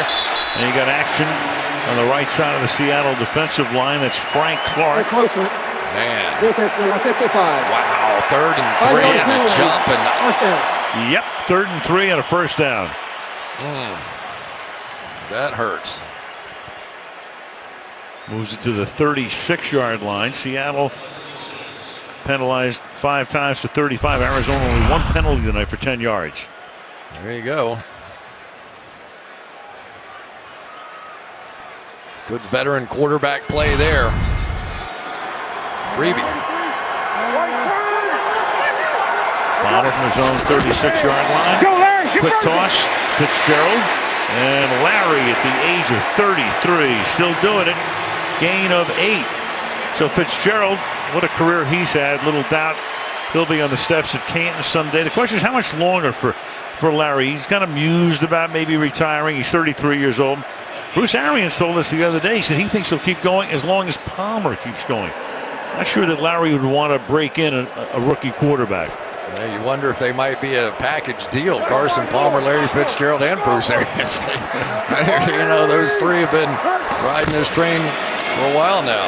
2nd and 2, and there's Johnson again showing that patience and just trying to find enough room, and he does, and takes the ball to the midfield stripe.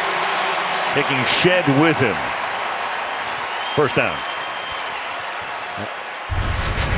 That's what you love to see, the kind of fight that's going to come with this. Here and then just keep spinning and come back inside and make sure he picked up that first down. Shed's no little guy, about 220 pounds, and David Johnson wasn't going to give up. And this is that kind of game, Al. I mean, when you talked about it, this is a really important game for these two teams. Either a half game back or 2.5 back. Play action, that buys time, and then Johnson makes the catch and adds about 8 more to his yards from scrimmage total, taking the ball to the 43-yard line. He is great picking up yardage after contact. There's his wife Megan. He got married in the offseason, and they're going to have a baby. Very excited about January. And we're starting to see right now too that because of the work of Megan's husband, that they are now getting some play action passing going, that this pass rush is slowing down. 2nd down and 2 from the 43. Johnson again, and this time he gets stood up by Shed. Flag is down and knocked back. Clock stops with 7 minutes remaining in the 3rd.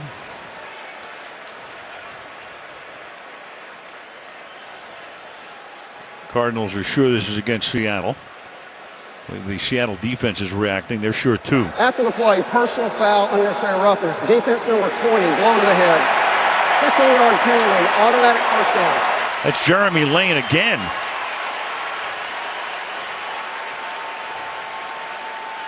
Came in late at the end of the first half, and that puts them securely in field goal range as the ball goes down to the 28-yard line. Jeremy Lane was getting blocked here, right there, and he got his hand up underneath the face mask, and it was Lane just before the half who almost got that foul as well. So there's the shot. It was keeping this drive moving. Andre Ellington now in the backfield. They give it to him, and before he can take it away, another flag. Offense number 84. 5-yard penalty, first down. Tight end Jermaine Gresham. Time of possession, of course, one-sided. Arizona's had the ball twice as much, and they've had about 3 times as much yardage. And in terms of first downs, add that one to this list. Arizona has 15 and Seattle has 3. This is an old style slug it out. Green Bay Packers, Chicago Bears in the snow and the mud, 3-0. defensive war out here. Woody Hayes and Bo Schembechler. Yeah. Over the middle, making the catch, taking it to the 26-yard line is Gresham, tackled there by Rubin. And dropping, they do a lot of the sort of zone blitz stuff, drop out one of the defensive linemen. Rubin went right in there, and for Doug Baldwin, he has been in that position way too much tonight. This offense just unable to convert on third down. Chris Richard knows his defense. They're playing well, but how long can they hold it together here? Last two defensive coordinators, Gus Bradley and Dan Quinn, wound up with head coaching jobs at Jacksonville and Atlanta, respectively. Here's Johnson, and he gets turned back at the 26-yard line. Wright is there, making it a 3rd and 8. I'm always so impressed with the tackling of the Seattle Seahawks. There's a reason that they're ranked so high every single year. They call it hawk tackling, where they even train in the offseason, taking the ball, getting, and once they grab and get wrapped up, twisting so that ball carrier starts worrying about his knees and ankles getting hurt and gets him to the ground quickly. 3rd and 8. Arizona 6 out of 11 converting on 3rd down. Palmer over the middle, caught Johnson, but he's going to probably be tackled a little short of it. Let's see where they spot it. Wright makes the stop. They're going to spot it inches short. No, now McCauley comes in, and he says first down, and one of the other officials says, hold on a second, let's measure. So Terry's coming in, he's saying moving the chains, and then the other guy says, wait a second, hold on. Johnson on the outside of the bunch, and you're going to see right there KJ Wright just coming in and make one of those hawk tackles here. Get that knee on the ground. I think he was short of it, didn't you? I did too, absolutely. McCauley signaled first down. Right there, the elbow's down. Knee maybe before that. First, charge timeout, Seattle. And timeout is taken by Seattle to mull it over. So they measured, and well short of the first down, half a yard, certainly. So Richard's defense, Arians making the call, at least for the moment. Arians is leaving his offensive group out on the field at the 18-yard line. Passing up for the moment anyway, what would be a 36-yard attempt. So do they run the play, or do they just try to get them drawn offside? A lot of tight ends to that right side.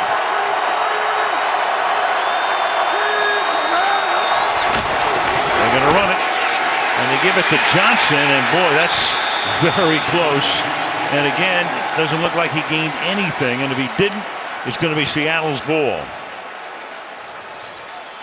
Way to lay on pile. Johnson through the middle. Put it down at just about the same spot. There's no gain, and they turn it over to the Seahawks. 4.5 left in the third. It remains 3-0.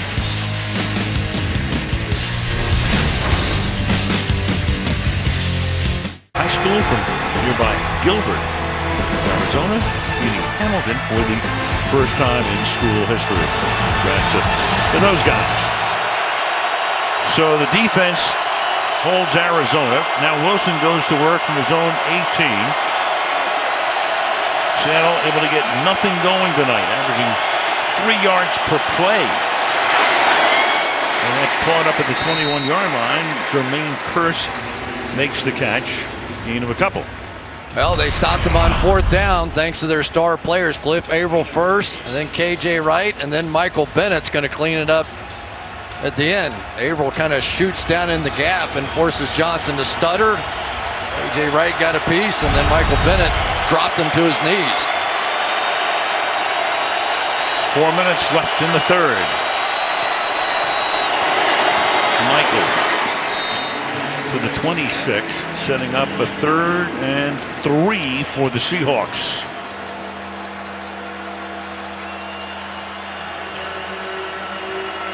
That defense has been on the field so much tonight. Last thing they want to see here is a 3 and out. I just can't remember a game in which I have not seen Russell Wilson scramble around and make a throw. I can't remember one that I've seen. Well, you go back to the knee and the ankle, and he kind of poo-poos it, but you tell me. 6 possessions, 6 punts, They go 5 wide, and Wilson fires over the middle, or tries to. And then the ball comes out at the end of the play, and McCauley comes in there, and it hasn't been a whistle until now. Here come flags all over the joint. So there we go again. The way Jefferson's walking away, it's as if Arizona is going to be the guilty party here. Well, Calais Campbell knocked down the pass, and it went right back to Russell Wilson's arm, who tried to run for the first down. And then after that, everything went berserk. So Wilson winds up at the bottom of the pile. All kinds of laundry being thrown. And McCauley with another conference here. Did the ball come loose, and is that why everybody was scrambling? And did that? There are 2 fouls after the play. Unsportsmanlike conduct, offense number 76 pulling the player off the pile. Unsportsmanlike conduct, 92, defense pulling the player off the pile. The penalty's all set at the dead ball spot. 4th down. All right, so it's Jermaine Ifedi, the #1 draft choice, and Frosty Rucker are the guys who get the penalties. Calais Campbell's going to come on this loop and knock the ball backwards, and Russell Wilson's going to take it out of midair, and then Arcus Golden's going to make the tackle on it. And then here we go, and pulling people off the pile is a penalty, I think, for the first time this year that they've instituted that. We've seen it now 3 different times here. And what they want to do is keep all that junk from happening. Meanwhile, it goes as a reception for Russell Wilson, kind of like Brett Favre's first ever career pass. Ryan's punt, his 7th of the night, caught at the 23 and then tackled immediately. Golden gets taken down right there by Thorpe. And back comes Palmer.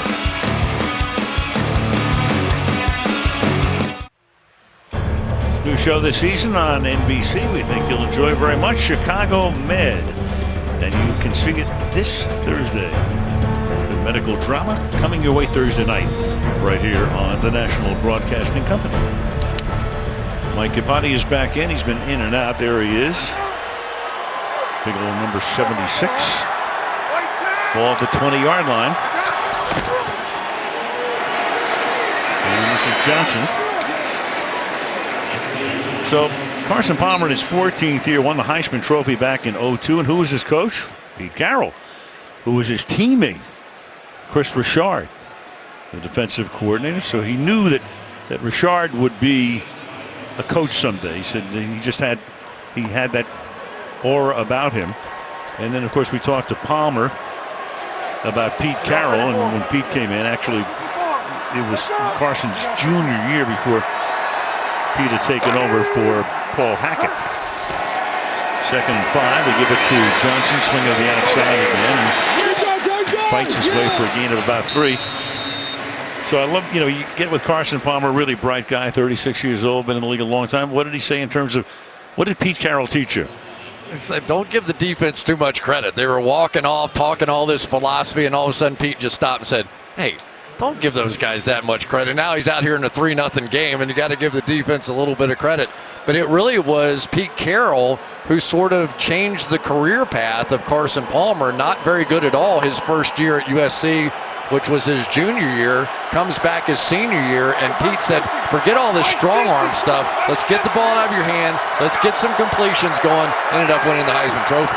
Wins the Heisman and becomes the #1 overall pick in the draft the next spring by Cincinnati, as Johnson picks up a hard-earned first down before he is driven back by Bobby Wagner. So ticking down to a minute to go in the 3rd quarter. Larry Fitzgerald, one of the great blockers, but Bobby Wagner, one of the great linebackers, and just discarded the wide receiver here to make the play, but not before he was able to pick up that first down. And, Al, this is just the difference in the game, is that Johnson is able to finish these runs a little bit better and is converting a few first downs barely in this game, but it is not much more than that. This is just a slugfest, a great defensive football game. Palmer dropping back in the final minute of the quarter, and then over the middle winds up hitting Nelson, and he gets taken down from behind at the 45-yard line by Deshaun Shedd. Otherwise, he might have gone all the way. Gain of 24 yards.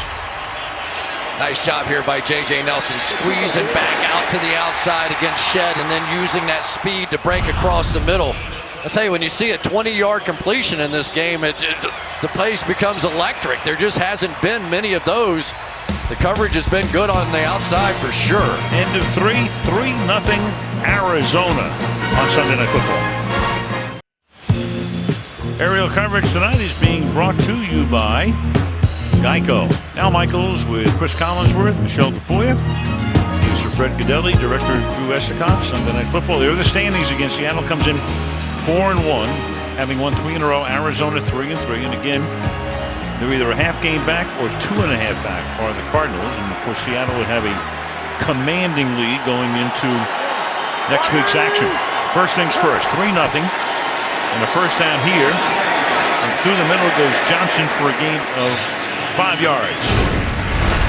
Well, you talked about Michael Bennett and all the different places he lines up and all the different things that he does, but so far it has been several guys having a nice game. A.Q. Shipley has done a good job against him, the undersized guy in there playing center.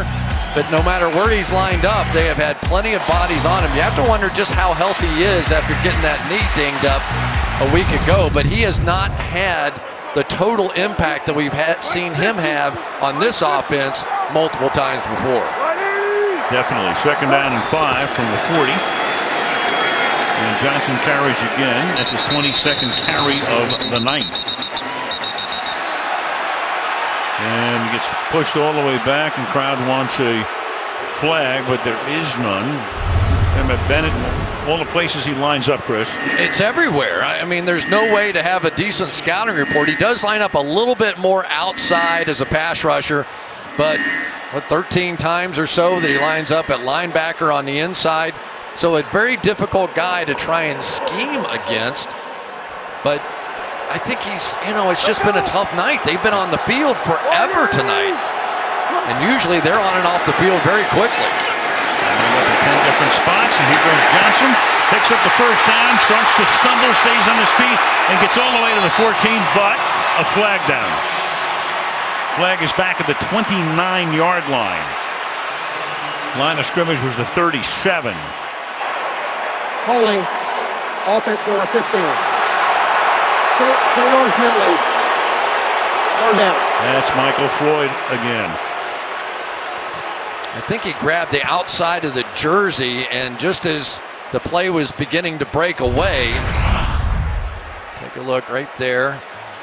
And then when Jeremy Lane started to break away, you can see the jersey fully in hand, and so that's usually a pretty good indicator when you see the defensive back do a pirouette. And then on the inside, you see Larry Fitzgerald cracking down on Michael Bennett, so he's been hit by everybody on the field now. So it was third down and 2, but now it's 3rd and 4 because that's a spot foul. It comes back from where it occurred instead of a first down.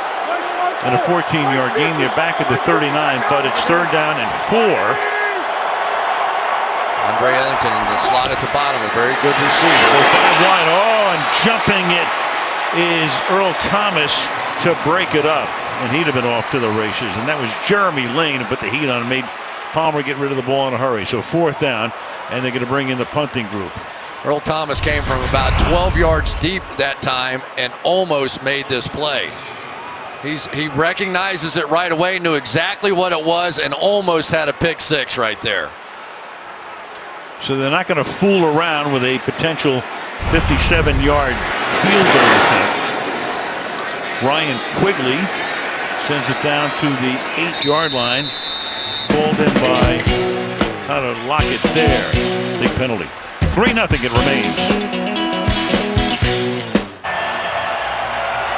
Coming up upon the halfway mark of the season already. Week 8 underway Thursday night. NFL Network will have it for you. About 8:30. Jacksonville against Tennessee. 3 or fewer points the first 3 quarters. Arizona at the Jets back in 2012. It remains 3-0. 13 minutes remaining in regulation. And it's a 7-yard game here, which is a big game these nights, or this particular night, for Doug Baldwin, run out by Cooper. 2nd down. I tell you, you have to appreciate what Arizona does with James Betcher on the defensive side. They've got him backed up, and they're still bringing blitzes. They're slanting the line. They're bringing blitzes and linebackers, and no fear. I mean, you could just see it. There is no fear from James Betcher and what he's calling. There's a gain of 9, second down and 1.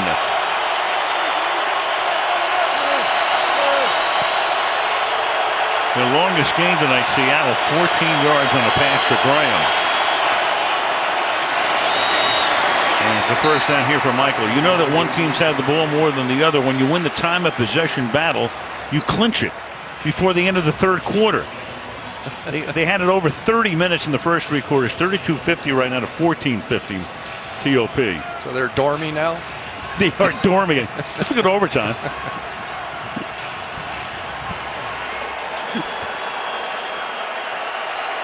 Under 12 to play. It's only the 4th first down of the night for the Seahawks. Wilson under pressure, sliding away. Flag is thrown again as he slings that one away. As Marcus Golden, number 44, putting the heat on. Yeah, Marcus Golden's been a problem tonight.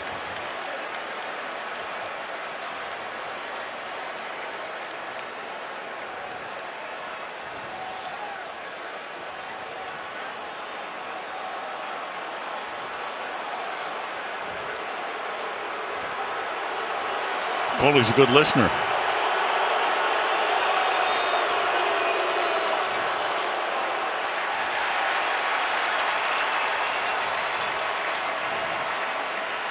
So McCauley looks over. He wants to know whether Arians wants the play. Offense number 78. For the 10-yard penalty.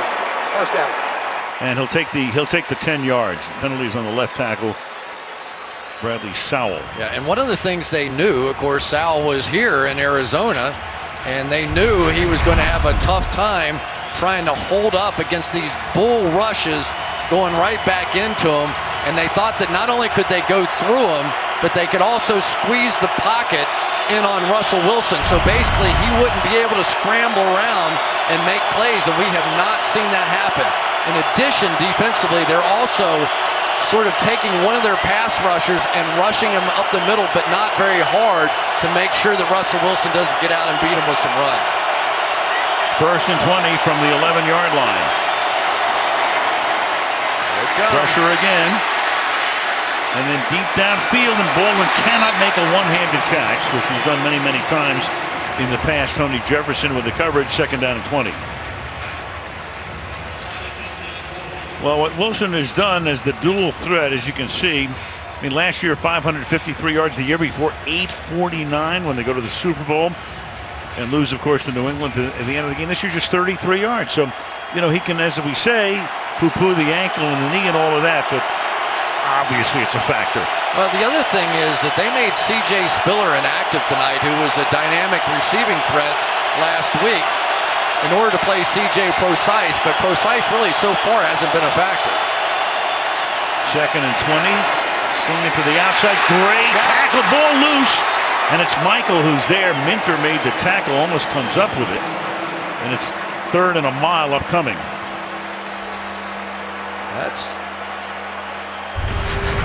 Was this ball out and was a knee down? Elbow down, no, good call. You know, this is one of those circumstances, third and a million, and you go, okay, you don't want to do anything crazy here, but that clock is ticking down here as well, so at some point you got to try to make a play. Third and a quarter of the field, 25 yards, and Wilson is going to shovel it and paying the price, Precise, and he gets hit after a gain of a couple by who else? DJ Swearinger. You know, DJ Swearinger was one of those guys early in his career, was getting fined by the league office, seemed like about every other week, for hits to the helmet. They brought him in here. They thought he could be a really good player, and they worked forever with him to get his head out. And now when he comes up and takes people on, we've seen him put on some devastating but legal hits in the past few weeks. Came over from the Buccaneers. Ryan's had a busy night. Punt number 8 for him, and that will go out of bounds, or almost go out of bounds, at the 48-yard line. And they say it stayed in, and so Arizona has it on the Seattle half of the field, up by 3. Seahawks, 40 years in the National Football League, and won that title with Wilson at the helm in the 13th season. Of course, we were here for the New England game, which came ever so close, and Mr. Malcolm Butler had other ideas in the north end zone at the end of the game. So now you got Brock Coyle, 52, is in there, as Wagner is on the sideline. And the pass is caught over the middle by Fitzgerald, and he takes it to the 44. And what about Wagner as we go to Michelle? Well, after the end of that last defensive series, Wagner went to the locker room with cramps. We've been told he has an IV, and he's back out here. Didn't miss a snap, although he is not on the field at the moment. And there is Bobby coming back out here, right? Just at this moment, comes back out with 9.5 to go. And a second down and 5. See that little cotton ball there? You would go in and give blood. They put that little piece of cotton on you, and so you got a little IV, and hopefully it doesn't cramp up again, but he's a big part of it. Throws, and that's knocked down at the line of scrimmage. It'll be 3rd down and 5. You know, it almost is starting to feel now like if Arizona's offense can't get it going and Seattle's defense can't win the game, you know, they're going to have to come up with a way. And we saw Earl Thomas take a shot to try and go pick one up. At some point, when you begin to realize your offense can't do it, defensively you take some chances, and sometimes when that happens, you give up big plays for touchdowns. They've given up almost their average this season tonight with only 3 points.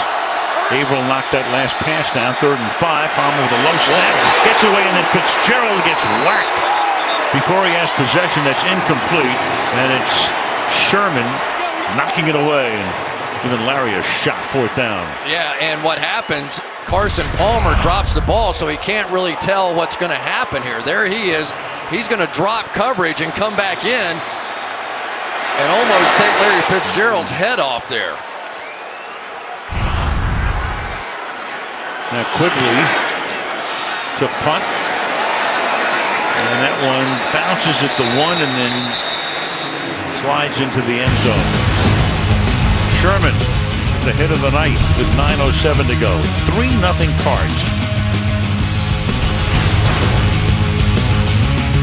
Earlier today at Madison Square Garden, 3-2. More scoring in that game than we've had tonight. It's amazing. It's fun for me to watch a defensive fight like this. That last punt was only 24 yards net, skittering into the end zone, and it's a 1-yard gain here for Kristen Michaels, stopped by Calais Campbell. 2nd down. Well, one of the things you have to do to Russell Wilson is you can't let him beat you outside the pocket. So watch what they do. They sort of build a little steel cage around him and make sure that he's not moving around too much and he can't step up and through the way that he has sometimes in the past. 2nd and 9, and he tries to get it away. The ball is loose and recovered back at the 2-yard line. Chandler Jones came in, created the fumble, and knocks him all the way back inside the 2. Tomahawk, and I don't know if this is going to end up hurting Russell Wilson or not. He's moving that shoulder around. Watch this tomahawk chop right down as that arm started to come forward. And the issues with the tackles on the outside for the Seahawks is becoming a problem. Yeah, that has to hurt the torque there. Yep. And you could see him. He was rotating that shoulder after that play was over. Mark Lewinsky, the guard, was able to recover it. It's 3rd down and 29. And Wilson fires over the middle. So it looks okay on that throw. Baldwin makes the catch up at the 13. But in comes Ryan for what will be his 9th punt of the night. This offense is no slouch, but I tell you what, James Betcher and his crew have done an unbelievable job. Look at this angle. That's like a 45-degree angle on that turn just so he can get that tomahawk chop down. Look at that. Just laying out around the corner. We used to see Robert Mathis and Dwight Freeney. Remember those guys turning at that torqued angle like that, coming around the edge? Spectacular play. Saw Mathis last week, and now you've got Bradley Sowell, the left tackle, who gets the attention here.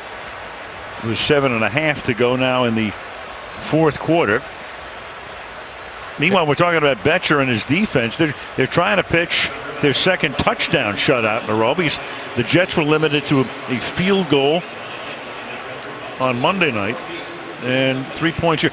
Another reason this game is so huge, we have to point out that if you look at the schedule for Arizona, they have 5 of their last 7 games on the road and 6 of their last 9. Felt like they gave away one early, but this is 2, yeah.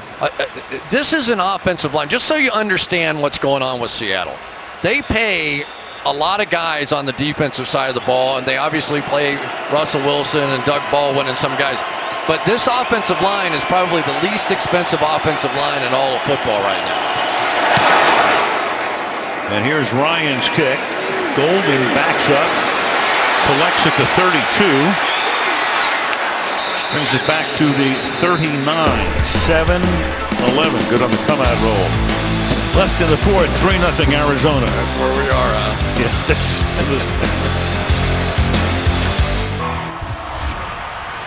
and that's the way we'll end October on Sunday night. A beauty next week. Eagles Cowboys from Arlington. Johnson now up to the 43-yard line on the first down play. Gain of 4, second down and 6. Johnson tonight 24 carries, 84 yards. Yeah, and part of the reason that David Johnson's been able to do this, Mike Upati, Jared Valdir on the inside. These guys, watch this double team coming in here against Atava Rubin, who is a big guy. I mean, that is getting movement, and then you can see KJ Wright, the linebacker behind him. He can't get through the mess. So it doesn't look like much, but 4 yards, 4 yards, 4 yards, and you've got the first down, and that's sort of been the formula for the Cardinals tonight. 6.5 to go, second down and 6. Carry number 25 is a first down, taking it to the Seattle 47, but hold everything, flag down 42-yard line. Holding, offense number 84. 10-yard penalty, second down. Holding call on the tight end, Gresham. Great jump cut that time by David Johnson, but Gresham out here, another one of those things. You know, you're thinking this run's going inside, and all of a sudden you feel pressure. Frank Clark trying to get to the outside, and you just end up grabbing them. They've been consistent. They've been calling this one all night. And now you've got to want, Bruce Arians is such an aggressive play caller. And yet you're in one of those kind of games, and your defense is doing so well. You take a chance, and boy, that's a tough sight to see. There's your left tackle, Sowell, on the cart. Palmer, he gets enveloped back at the 23-yard line. Cliff Averill spent a good part of this night in that Arizona backfield. First guy in on the sack. Loss of 9. When you have 2 offensive linemen responsible for one guy and he still gets there, that's pretty good. Nice move by Averill inside. What a tremendous talent. He has been number 1 since he came in the league with 24 sack fumbles. And he has just been relentless tonight. It's a half a sack, third down and 25. Seattle may wind up with the ball in decent field position for a change. First things first, though, is Johnson is able to take the ball out to the 37-yard line. Seattle has not had the ball tonight in Arizona territory. Not only have they been shut out, their deepest penetration is their own 46. Well, when you make Bobby Wagner miss a tackle, you know you've got some moves in the open field. David Johnson coming down here, and here's Wagner's got him squared up and just can't quite hang on to him. But that was a big sort of 15-yard run just to give him a chance. Ryan Quigley, Tyler Lockett is back. The running back get another flag here, and you got a block. The flag is down. The ball is picked up at the 31-yard line, and the tackle is made there at the 27-yard line. Tanner McAvoy came in. Marsh winds up with the football, but it's all about the penalty now. Elder Lotion, offense. Penalties decline. Unbelievable. Unbelievable. Your team has absolutely played their brains out.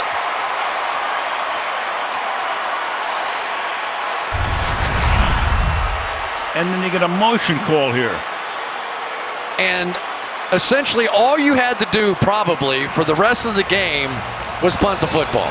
As long as you don't lose the game on the offensive side or special teams, you got to feel pretty good about what your defense is going to do. And finally, they broke. Yep. Finally, it was a special teams play. It was great defense. And finally, the Arizona team finally gave them a chance. And look at Pete Carroll. McAvoy, a rookie from Wisconsin, a free agent. So Seattle in foreign territory on the Arizona half of the field. 4.5 to go.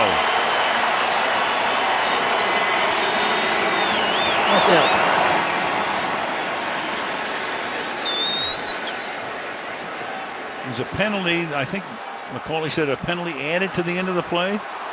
He does. That is a 5-yard penalty. Trying to get the call from the field in a second here, but the ball is at the 22-yard line. So clearly within Hauschka's range. They tacked on the illegal motion penalty is what they did. So George Fant is now the left tackle. And Wilson on play action is going to dump it off on the outside to Baldwin. There's another flag. And Baldwin for the moment will have picked up the first down. However, flag down back at the 33. Holding, offense for 86. 2-yard penalty. First down. There's Brandon Williams, number 86. Costs him a first down and makes it a 1st and 20. Here we go, right there. Tanner McAvoy. And he really is just going to run right through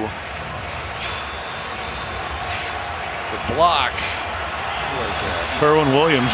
Yeah, Kerwin Williams just could not hold up. So first down and 20 at the 32-yard line. The illegal motion penalty was on Bethel, a Pro Bowl special teamer. And Wilson throws and overthrows. First covered by Marcus Cooper. 2nd down and 20. You know, it's just been that kind of game out here so far tonight. You think about all the chances the Arizona Cardinals had. They came down and got a field goal when they were inside the 30-yard line, then a blocked field goal, a sack at the end of the half, and then lost it on down. So they've had plenty of opportunities. All those field goals that were missed or not tried now are coming into play. Missed opportunities. So many games come down to that. 2nd and 20. Wilson fires over the middle, and that is taken in at the 22-yard line, but then incomplete. Doug Baldwin can't hold on. Hit by Swearinger. It's a 3rd down and 20. There's our guy. Swearinger right back here. They're going to do a little in cut. And Swearinger's just going to come up and deliver the hit, and that ball is out. If they don't gain a yard here, you're looking at a 50-yard field goal attempt to tie the game.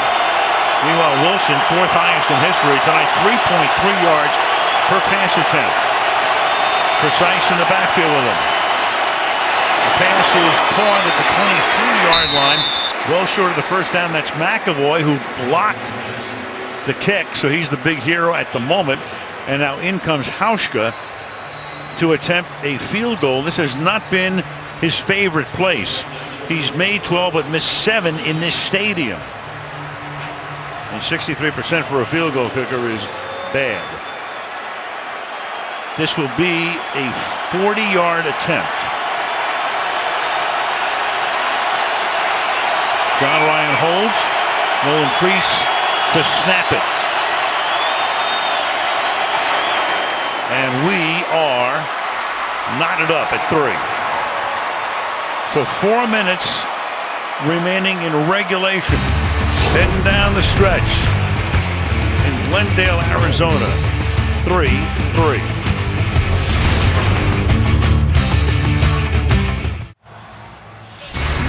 With NFL Game Pass, you can replay the games you missed with condensed games in 45 minutes. or the full broadcast versions. Visit season offer, NFL.com/Game Pass. Check it out today. University of Phoenix Stadium, which has already hosted 2 Super Bowls and both were classics. Home of the Cardinals. And Arizona will take the ball after the touchback at the 25. Well, so many games come down to special teams. And this one might as well. There's Bobby Wagner leaping, blocking the Catanzaro field goal attempt. Then you got McAvoy coming in here. And a penalty to boot on Arizona. And a team that hadn't been past its own 46-yard line is set up for a 40-yard attempt by Hauschka, who actually took a little bit of a divot before he knocked it down. It's pretty good with a pitching wedge or an A wedge, but not necessarily good when you're a field goal kicker, but he is able to bang it through. Seahawks since 2010 when Carroll took over with 18 blocked kicks. Couple tonight. And Palmer finding the open guy. It turns out to be Fitzgerald, and we'll see where they give him forward progress to. Jeremy Lane with the coverage on the play. Give him 6 yards on the gain. It'll be second down and give him about 4 yards maybe. Yeah, this is when you start getting a little squirrely as a play caller. You come out here and you basically, if you had punted the football, you'd wonder if your defense would have just held up and won the game for you. And now you've got to go back into the offensive mode. But you know this defense kind of been kicking you a little bit too, so you don't want to turn it over twice and lose the game based on their defense. It's a gain of 5 as it turns out. Second down and 5. Palmer look out from behind, and he gets taken down, and Avrill's just having a fantastic night. He's had a few in his career. 8-yard sack. He has 2.5 sacks tonight, and it's third down and 13. You just can't watch him use his hands here. This guy is one of the best, Cliff Averill, in using his hands. Just going to take Humphrey's hands and just swat him down as he comes around. And somehow Carson Palmer held on to that ball. I have no idea. That was Roethlisberger-esque holding on to that one. But you can't lose the game by letting these guys come get you on the defensive side. These are like sharks smelling blood now. Third and 13, and here they come on the blitz, and Palmer steps away from traffic, and a big first down to Floyd up at the 38-yard line. Third and 13 on an in-cut. He picks up the first down. Jeremy Lane on the blitz almost gets to Palmer, steps away, and picks up 16 yards. Biggest block of the night right there by David Johnson. Comes across the formation, gets just enough of Lane to allow Carson Palmer to get that ball off and pick up the first down. Pete Sherman takes us to the 2-minute warning. All 3 timeouts at their disposal. 3-3 on Sunday Night Football.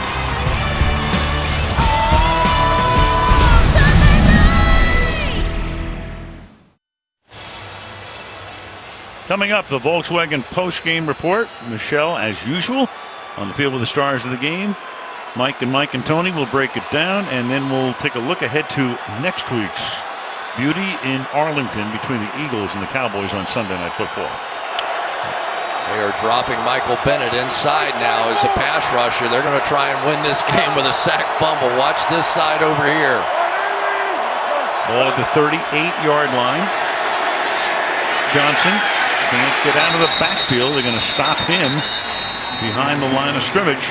Loss of a couple. Frank Clark with the tackle.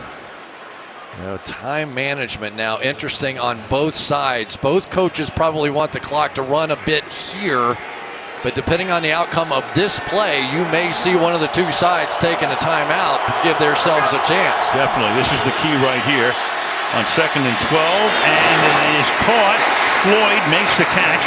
He's out of bounds. That'll stop the clock, so not necessary to take a timeout here for either side. Shed covering on the play. Now you've got a 3rd down and 2 at the 46-yard line. Now we're starting to see Bennett and Averill more and more stunts and games and loops, and one of these 2 guys is going to come screaming after Carson Palmer here in a minute, but you got to feel like maybe this is David Johnson time here.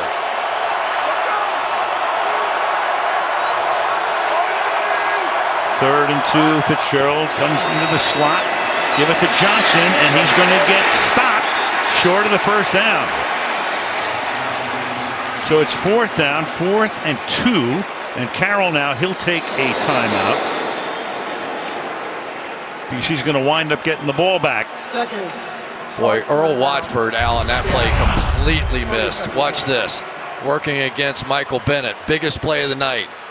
Watford goes right through him, never made contact. Bennett didn't end up making the stop, but it was his disruption of David Johnson that created that play for Bobby Wagner. So Seattle's going to have one timeout. This is Quigley's 6th punt. It's the 15th punt of the game. Not surprising when you've got 6 total points in the game. And that's McAvoy right there. Boy, do you need a good punt. We've already seen what he can do. Get a good punt here, you can start using Arizona's timeouts to try and keep them backed up. That was not a good punt again. And it's caught at the 22. Lockett did not call for the fair catch. That's Bethel coming down and making the play on him. So the ball is at the 22. You can have 69 seconds. One timeout, and Arizona has all of its timeouts. Bethel with a great play, but that's a gutsy catch. And with no fair catch by Tyler Lockett to get away with that one. That could have been game over. He loses control of that ball. Here we go, though. Russell Wilson. We've seen him in this stadium in some clutch situations before. We've seen both sides of that coin, haven't we? Ball at the 23. Lines up in the gun, flanked by the rookie Precise. 4-man rush. Pass a little underthrown, but caught. Lockett makes the catch. 2nd down. Gain of 9. You know, the one thing I never liked playing in a game like this is, you know, you sort of feel like, okay, we can give them a couple underneath throws, but what that does for the offense is it gives you confidence. And Russell Wilson, they haven't had a great night on offense. You give them a couple of completions, and all of a sudden they start feeling it out there, and it picks up momentum on their side. And Lockett was able to get out of bounds. Stop the clock with 1:03. They look like they're bringing everybody. We'll see if they drop out or not. Baldwin out, moves over to the right side as they go 2 by 1. Here they come, and the pass is caught by Curse, and Curse is to his own 40-yard line, and he'll get out of bounds up near midfield. Jermaine Curse, who made a catch for the ages in that Super Bowl 2 years ago. 17-yard gain. Yep, and able to take advantage. It was a big-time blitz by Arizona, but both inside linebackers had a free run. C.J. Precise came over and gave Russell Wilson just enough time, but here it is, Al. A little confidence now going on the offensive side when it matters most. Up at the 48-yard line. Pressure put on Wilson. Gets away, flag is thrown, and he just slings that ball halfway to Mesa. Corey Peters burst through.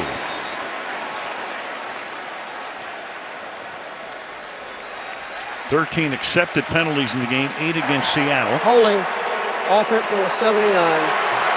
10-yard penalty, first down. Gary Gilliam, the right tackle, again. Sowell's out of the game, so George Fant is playing the left tackle spot. Rookie out of Western Kentucky. Right here, you're going to see the reach and the grab, just because he doesn't know Russell Wilson's getting ready to reach to scramble out. Just that little grab, easy to see by the officials. On the other side, George Fant fanting on Chandler Jones. Almost fainting. 1st and 20, back at the 38. Wilson. Another hold. Pocket breaks down, and now you got the ball taken up to the 49-yard line. Another flag. Precise made the catch, but Carroll's going to watch the team go back even farther. Number 74. 2-yard penalty. First down. And that's Fant. You're a rookie out of Western Kentucky, and you're looking right into the eyes of Chandler Jones. Good luck.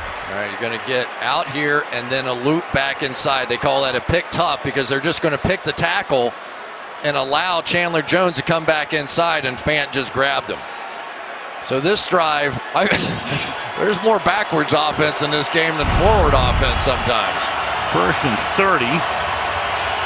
41 seconds. Now if you're Arizona, you hold them here. Start burning all those timeouts. Start burning your timeouts, Sure absolutely. And I don't know if they can block them long enough to throw a pass anyway. Keep it on the ground, and that's nothing. So it's going to be 2nd and 30. That's precise.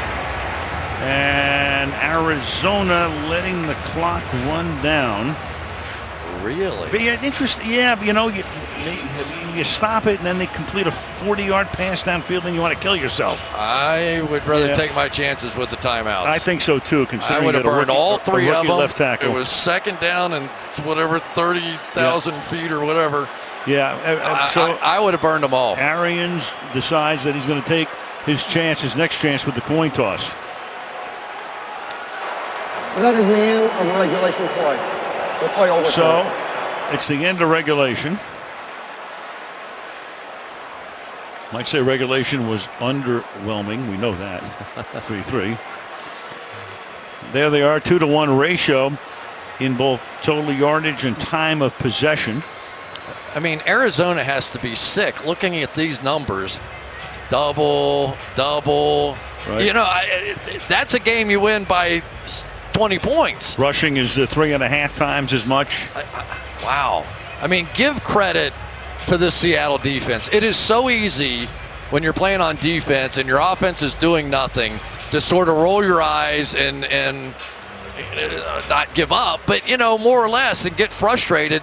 This defense kept hammering and hammering and got it done. One sudden death overtime period. Each team Tell you something, the way this game is going, maybe you kick off if you win the toss. Each team will have 2 timeouts. All replays will be in the booth. The first team to score wins, unless it's the team that has the first possession scores a field goal, then the opponent will have the opportunity to possess the ball. Seattle's visiting team, what's your call? Trevon Boykin, the rookie backup quarterback, gets the call. It's heads. This one. This one.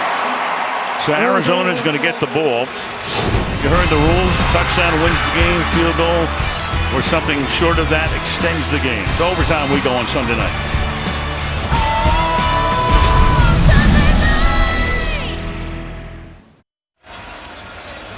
Go to overtime again. The standings. Seattle is 4-1. They're looking for their 4th straight win. Arizona 3-3. So huge game in the division as we conclude week 7. Hauska to kick off. Britton Golden and J.J. Nelson back deep for the Cardinals. And that kick will bound through the end zone. So the Cardinals will have the ball at the 25-yard line. Well, you know, the reason I think I would have burned those timeouts is I think Pete Carroll would have been forced to run the ball twice. He could not pass protect. He couldn't take a chance on a sack fumble in that situation. So you would have at least forced the punt there. Now, could something crazy have happened? Of course. But I really thought Pete Carroll and Darrell Bevell had gotten to the point where they said, you know what, we just can't take a risk here on dropping back here and losing our quarterback and maybe losing the game on a sack fumble. Agreed, especially on a 2nd and 30. But Arians decides to go for overtime, wins the toss, and now you've got Johnson up to the 30-yard line. I mean, it's such a weird game in so many ways. We come out here tonight, maybe it would be a defensive struggle, but you're not thinking about 3-3. No, not between these two teams. Of course, their defenses are very good. But you just wonder now, this Seattle defense has been on the field for so long. Do you just turn around and keep giving it to David Johnson at this point and wonder, are they finally to that point yet where maybe they're ready to give up some long run here? So Johnson tonight, his longest run is 14 yards, but he's gained 101 yards on 28 carries. Leading the league in yards from scrimmage. They fake it to him. And then the pass to the outside is caught. And at midfield, it's Nelson. He spun away, got a couple of more yards, and has it at the 50-yard line. Tackled there by Shed. They brought Larry Fitzgerald down in a blocking formation to make it look like run all the way. And then Nelson's speed on the outside. He was left one-on-one because Seattle is forced to come up and play the run against David Johnson. So they go hard play action. He's one-on-one on the outside against maybe the fastest guy in the National Football League. Had to give him all that space. From right at the midfield stripe. And nothing happening there. He's tackled immediately as he crosses the line of scrimmage or gets there. Tony McDaniel right there for the tackle. It'll be 2nd down and 10. Take a look down the line here. Michael Bennett. That's Bruce Arians was all over the fact that he thinks Michael Bennett is offsides on every play.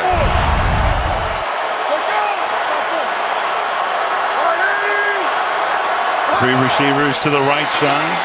Palmer looking the other way. Ooh, he threw that into traffic. You had David Johnson as the intended receiver, and Wright was there. So 3rd and 10. Don't you just get the feeling that some defensive play is going to win this game? You know, No the more question. you watch it, it's like every time somebody throws the ball, you kind of hold your breath. But the play to Nelson was a huge play, even if they have to punt the football, because what it did was it brought it to midfield. So now if you punt, you have a chance to pin them back and really put pressure on Seattle's offense to have to play backed up. Which they've been doing all night long. Except the one time when they got the blocked kick and they turned that into a field goal. And now Seattle takes a timeout. You only get 2 in overtime.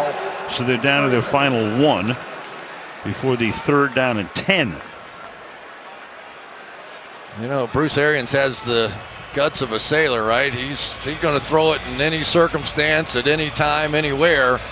But he's also seen what Michael Bennett and Cliff Averill and some of those guys have been able to do to his outside protectors. So for Palmer tonight, 238. Wilson has had very few days or nights like this one in his career. And on the ground, Wilson's only carried the ball twice tonight for -2. If I were to throw the ball here, I would want this one out of my hands before anybody had a chance to get there. 3rd and 10. And Palmer throws, and it is Floyd for an 18-yard gain to the 32-yard line. So a huge 3rd down conversion. 1st down at the 32. Straight zone defense, and what a throw by Palmer here. He's going to split the gap between the 2 underneath coverages. That's not Sherman's responsibility. And the guy that had been struggling to catch the ball this year, Michael Floyd, makes a great catch in a clutch situation. They feed it to Johnson. And Johnson was able to pick up 5 hard-earned yards. He gets to the 27. He's closing in on the rushing lead. Right now, Ezekiel Elliott of Dallas, I believe, would still be in front, but not by much. This is like a repeat of when we were here for the New England game, right? Opening have a chance to come down and win it with a field goal, and I think Bruce Arians would rather try and score a touchdown than try another field goal. Oh, yeah. Field goal extends the game. Seattle would have one opportunity, a touchdown, and wins the game. This was the case in the Green Bay playoff game we did last year, and Arizona takes a timeout. Charge timeout, Arizona. 30-second timeout. So each team, 1 timeout. We're going to see next Sunday night, Philadelphia, Dallas. The rookie Ezekiel Elliott is leading the league in rushing. You got the rookie Dak Prescott, who's been great. Carson Wentz. And the Eagles, that Eagle defense today was tremendous as they knocked off Minnesota. 5-1 of the Cowboys, 4-2 of the Eagles.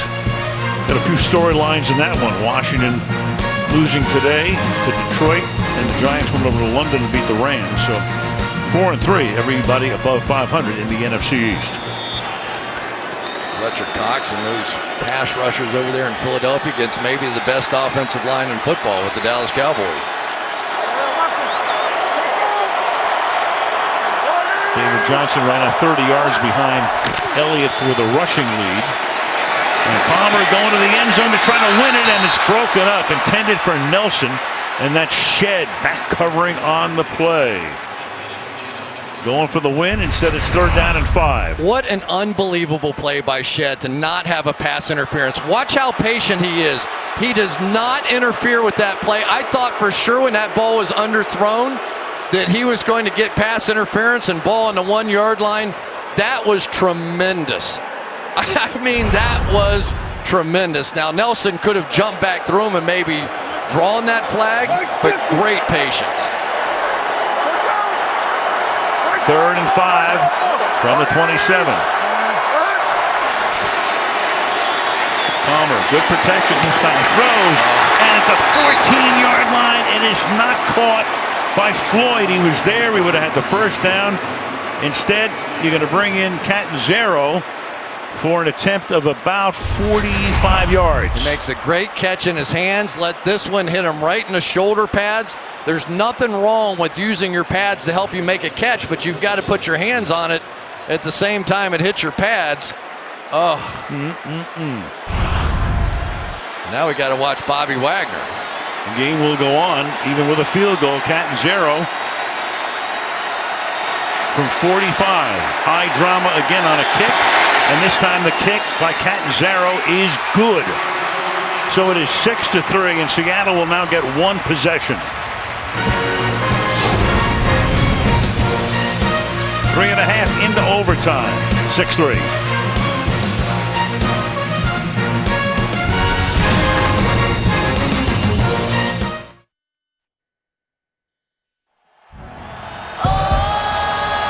Sunday night.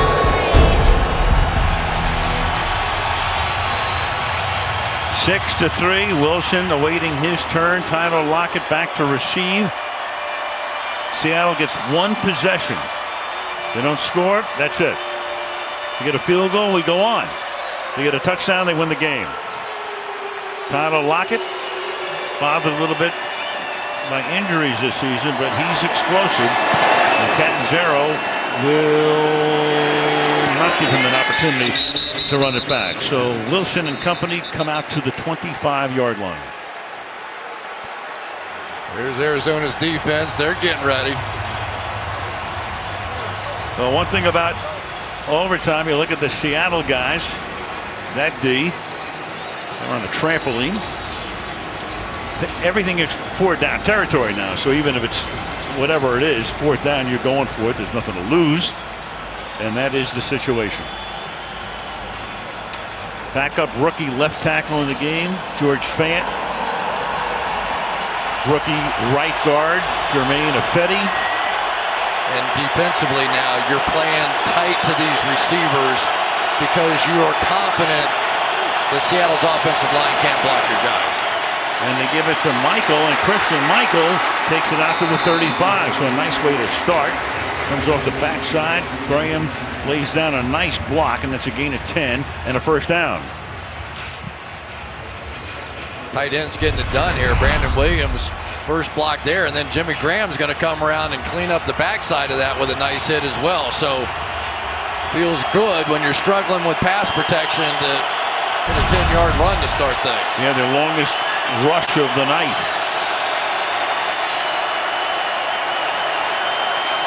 From the 35, the fake to Michael, and then the pass is caught at the 48-yard line by Jimmy Graham.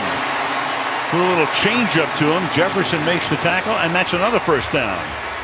I think this is one of the better throws that Wilson makes. When he is on the move, he has this innate ability to sort of lob throws out there. I've seen him do that on multiple over the top of a defender. Not many people can do that one. Perfect touch. 1st down. Gain of 13 at the 48-yard line.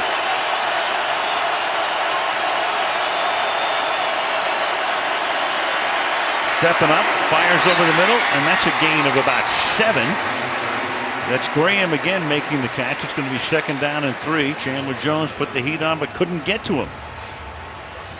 3 nice plays to start this drive.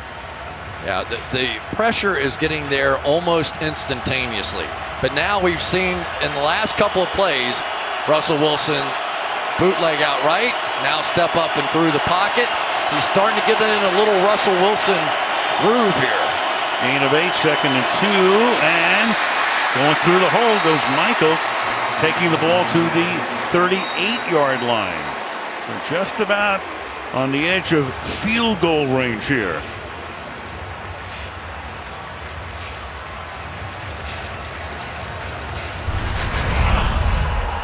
There we go, right there. The double team there is what set that one up. Seahawks picking a perfect time for by far their best drive of the night. Well, it adds confidence when you get that extra down. From the 38, Wilson hanging in the pocket, throws open again. This is Graham, and Jimmy Graham having some overtime period to the 23-yard line. That's a gain of 15. Not only did he do that, he also helped in protection. Watch this. Knock down Josh Morrow and then go pick up the first down. You know, that's the reason you pay superstar players like that. And it's really an effective thing to start working those quick throws over the middle now to Jimmy Graham, who had kind of been lost in this game. At the 24. Michael, this time they stop him just about at the line of scrimmage. Marcus Golden. So now you're in 3-down territory. You get the 4th down, you're going to kick a field goal. Well, that Marcus Golden is just relentless. I am really happy to see guys that work as hard as he does and practice every day, all the extra stuff that he does. They have such great respect for him, now starting to get the results and the sacks that he deserves.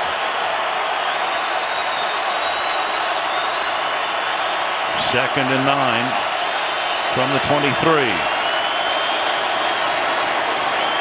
4-man rush. Protection is good again. Caught 19-yard line. That's Lockett making the catch, and that will make it 3rd down and 4. Boy, this is one of those times that ordinarily you'd say, all right, Russell Wilson on the edge, a bootleg, a quarterback draw, all the things that come into play. And do they now or not? I think Jimmy Graham is option 1 for me here. He is going to be flanked out down here to the bottom, right? He's out wide to the right. Bottom of the screen, 3rd down and 4. And Wilson throwing, and it's incomplete. Stopping was Graham. Tony Jefferson was back there. Now it's 4th down, so Hauschka comes in to attempt a field goal. And this would be about 36 yards. I have no idea what Jimmy Graham did there. You know, it's like he did not anticipate that one at all. Last one, he took a divot and still got it through. Not his favorite place to kick. From 36 yards to keep the game going. And he does. So each team with a field goal, and the next score will win the game. It is 6-6 with 6:42 left in the overtime period.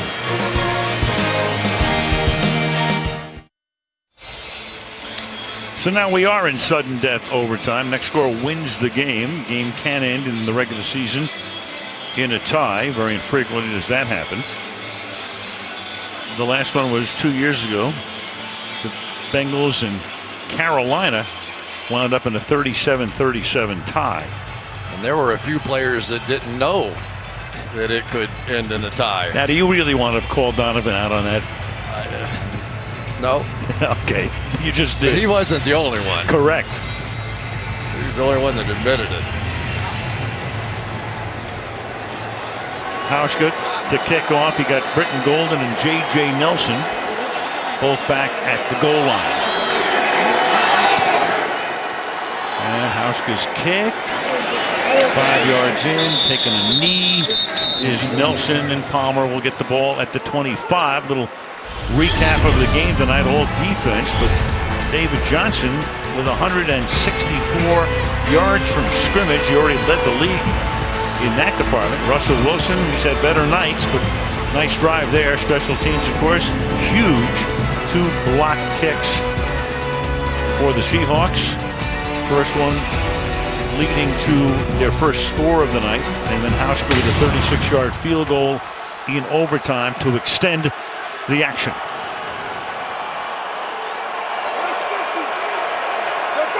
From the 25.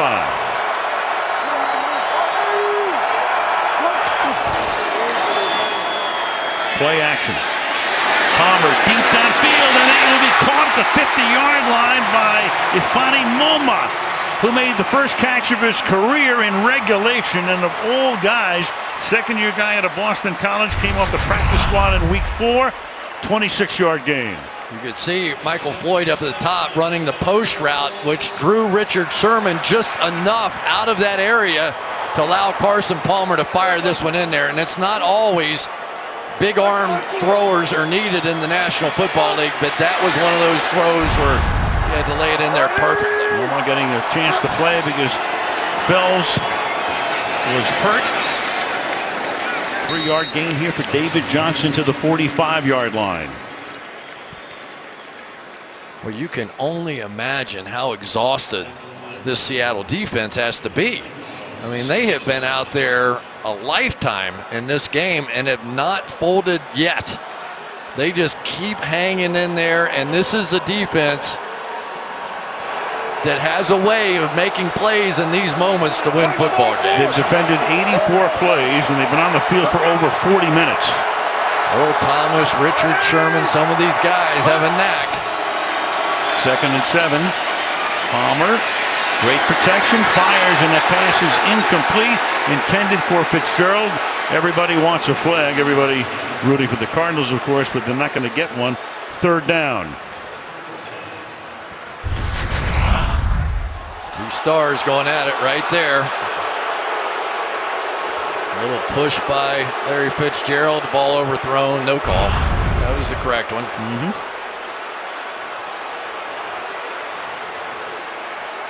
So 3rd and 7.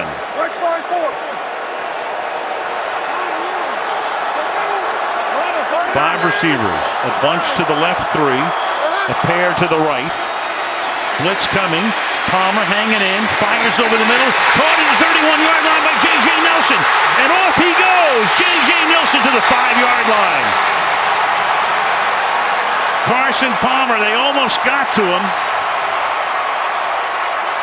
And Nelson takes the ball to a 1st and goal, 40 yards. Right there is going to come up and run the end cut. And it's Richard Sherman who just loses his footing and can't come back to make the tackle. Well, I tell you, J.J. Nelson has made some big plays in this game, stepping up. John Brown unable to go. Michael Floyd missed the key pass, and he's getting some love on that sideline now.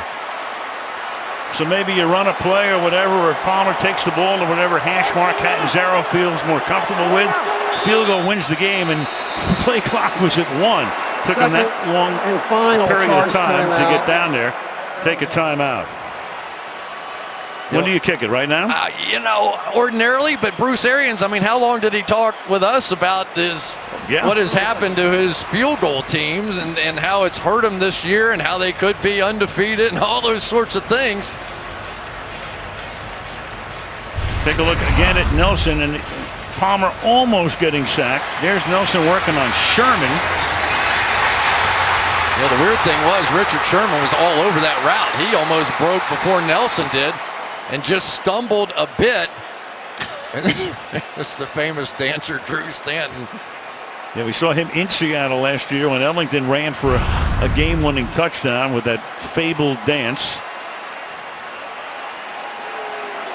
And now you line up on a 1st and goal from the 5. Give it to Johnson. All he has to do is hold on to the ball, and he's going to hold on all the way, I think, to the end zone. But they're going to say he's out just before he gets to the goal line. Knocked the pylon off its mooring. 2nd down and goal. Earl Thomas came out of nowhere to push him out of bounds. Boy, that's interesting because he does extend that ball. And now they come right up to the line. And they give it to Johnson, and he cannot get in. Bobby Wagner stops him at the half-yard line. One more look. You can't challenge it. Everything is reviewable in New York if they want to stop it. But they didn't. And now, do you bring in the field? I think you bring them in here. I mean, what are you doing at this point? You assume that was close. I think once that foot hit the pylon, though, but you know, you just kind of, you got to look at Bruce Arians. You know he's watching this with half his eyes closed here, and well, that's why he has a new snapper. The play clock is to 0, so that's going to cost him 5 for a delay. 12 men on the field in formation with the snap imminent. Excuse me. Delay game. Offense. 5-yard penalty. First down. They got it right here. So he has a new snapper and a new holder. We got Aaron Brewer snapping, picked him up. Ryan Quigley, who came in to punt, is the holder. So these are different guys than had the problems in the New England game on opening day and the Buffalo game. Here's Wagner right in the middle. Same thing. He's going to be trying to jump over the top. One of those guards need to reach up with their hands and make some contact with him. 24-yard attempt. Oh, he hits the upright. It's no good. How in the world? That's the reason. I'm just telling you. It has been a nightmare. It has been a nightmare for this team. Here comes Wagner right over the top and some pressure off the side. Was that Sherman coming around the edge? He thinks he's won the game. Oh.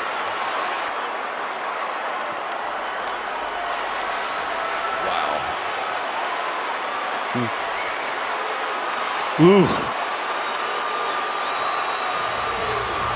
Wow. Can't make this stuff up. Wagner up over the top. And he made contact again. It must have been incidental. So now the ball is at the 20-yard line.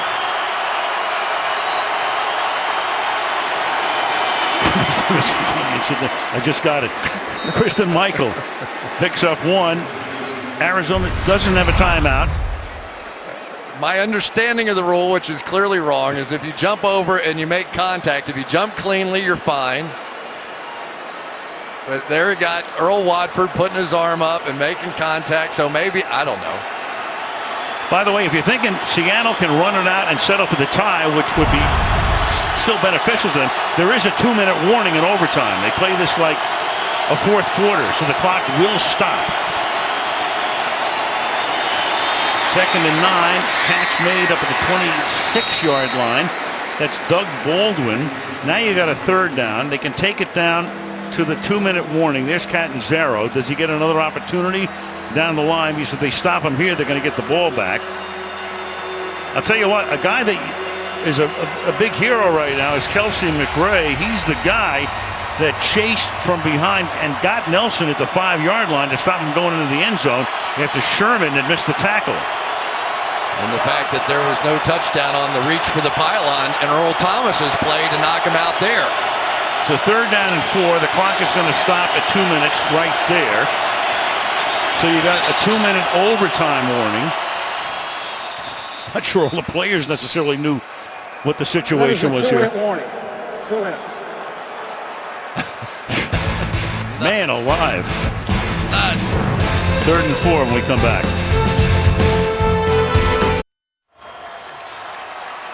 So 2 minutes. Seattle would have a timeout. Arizona does not. Go back to the Wagner play again and the missed field goal. Well, by the time Watford reached his arm up, that was Watford initiating the contact, so he did not hit the center, did not land on the center. Sherman, no foul. Sherman laid out, couldn't get to it. 3rd and 4. Interesting play call here. Incomplete pass leaves Arizona a lot of time after a punt.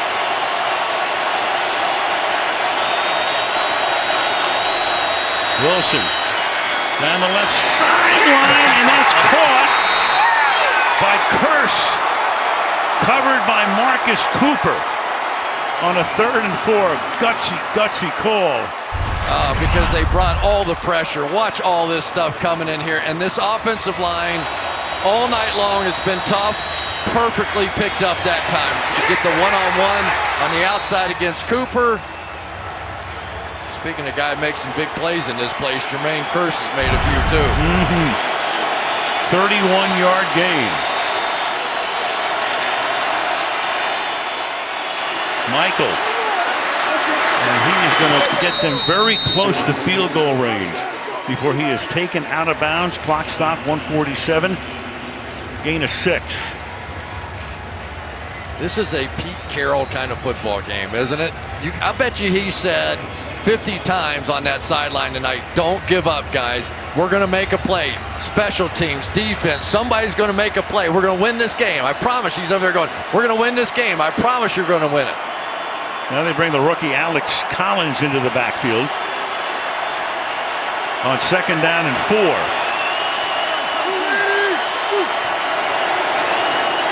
And they give it to Collins. He gets a yard, maybe a yard and a half. So right now you are looking at about a 55-yard field goal attempt if they don't gain another yard. Russell Wilson was telling us that sometimes he goes over to the sideline in the toughest of moments, and he and Pete Carroll look at each other and go, I love this. I love being in this situation. Can you believe we get to do this? How much fun is this? And here they are again. Not a lot of fun right now on the Arizona bench. It's 3rd down and 3. At the 36. Clock running down to a minute left in overtime. And Wilson fires it to the outside, and Baldwin stays in bounds, and Baldwin takes the ball inside the 10. Broke away from Ty Matthew. And now you got a 1st and goal, and of course, Hauschka figures to be coming in at any moment. Matthew, no question, one of the better slot guys, has been struggling with that knee injury. Clearly not himself just yet. Oh, boy. 1st and goal. Catanzaro. Opening night. Disaster. Not his fault that night. Bad snap. Through the middle goes Kristen Michael. This would be about as bad a loss as a team could suffer if you're Arizona. To have your defense play the way they've played tonight. And to be in a chance to get a half game out instead of 2.5 out and losing head-to-head. And also before you hit the upright there, you had that 5-yard delay of game penalty. So now Hauschka comes in to try to win the game. 28-yard attempt. John Ryan to hold. And he misses it. That's impossible. Oh, my God. That is impossible. I'm telling you, there's something inside his brain about this building. Woo. Oh, my goodness gracious. That could not have happened. You know what? Maybe this is justice for all concerned. Oh, man. I guess if a game deserves to wind up in a tie, this is the one. Ryan puts it down. Hauschka just pulls it. I'm just telling you, and we've watched this, Al. Every kick that Hauschka has made tonight, he has gone up and fooled around with the turf and felt uncomfortable. I don't know if he stuck his foot in the ground. That first field goal barely cleared. He kind of chunked that one a little bit. And maybe the happiest guy in the building right now is Chandler Catanzaro. Oh, my goodness. And Larry Fitzgerald watching. Peterson watching. Ball at the 20-yard line. So do you settle for the tie, or do you air one out here and hope for a pass interference penalty that would extend the game? You got 3 receivers and a bunch to the right. Just be careful you don't get one picked off and have nothing but offensive linemen back there to try and make a tackle. Or do you run the Stanford play here? Here's Fitzgerald. He gets out of bounds, and there's 2 seconds left on the clock. So you run a 5-second play, and you got one more opportunity. Defensive foul would extend the game, even though there'd be no time. Just be careful with a guy like Larry Fitzgerald going down the field. He can make it look like a pass interference when it's not a pass interference, and a little acting on his part here. Don't be stunned. Be a gutsy call by any official to call pass interference here. Well, but who knows? Who knows?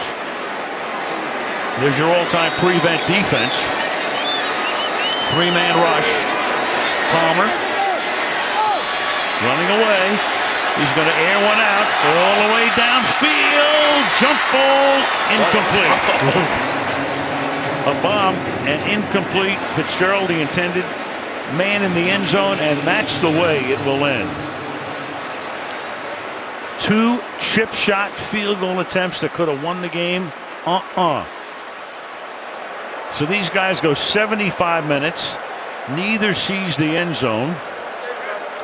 That's going to make this whole race in the NFC and the NFC West in particular a little crazy when you throw that tie in that nobody figures you'll have. So the Cardinals are 3-3-1 and Seattle is 4-1-1.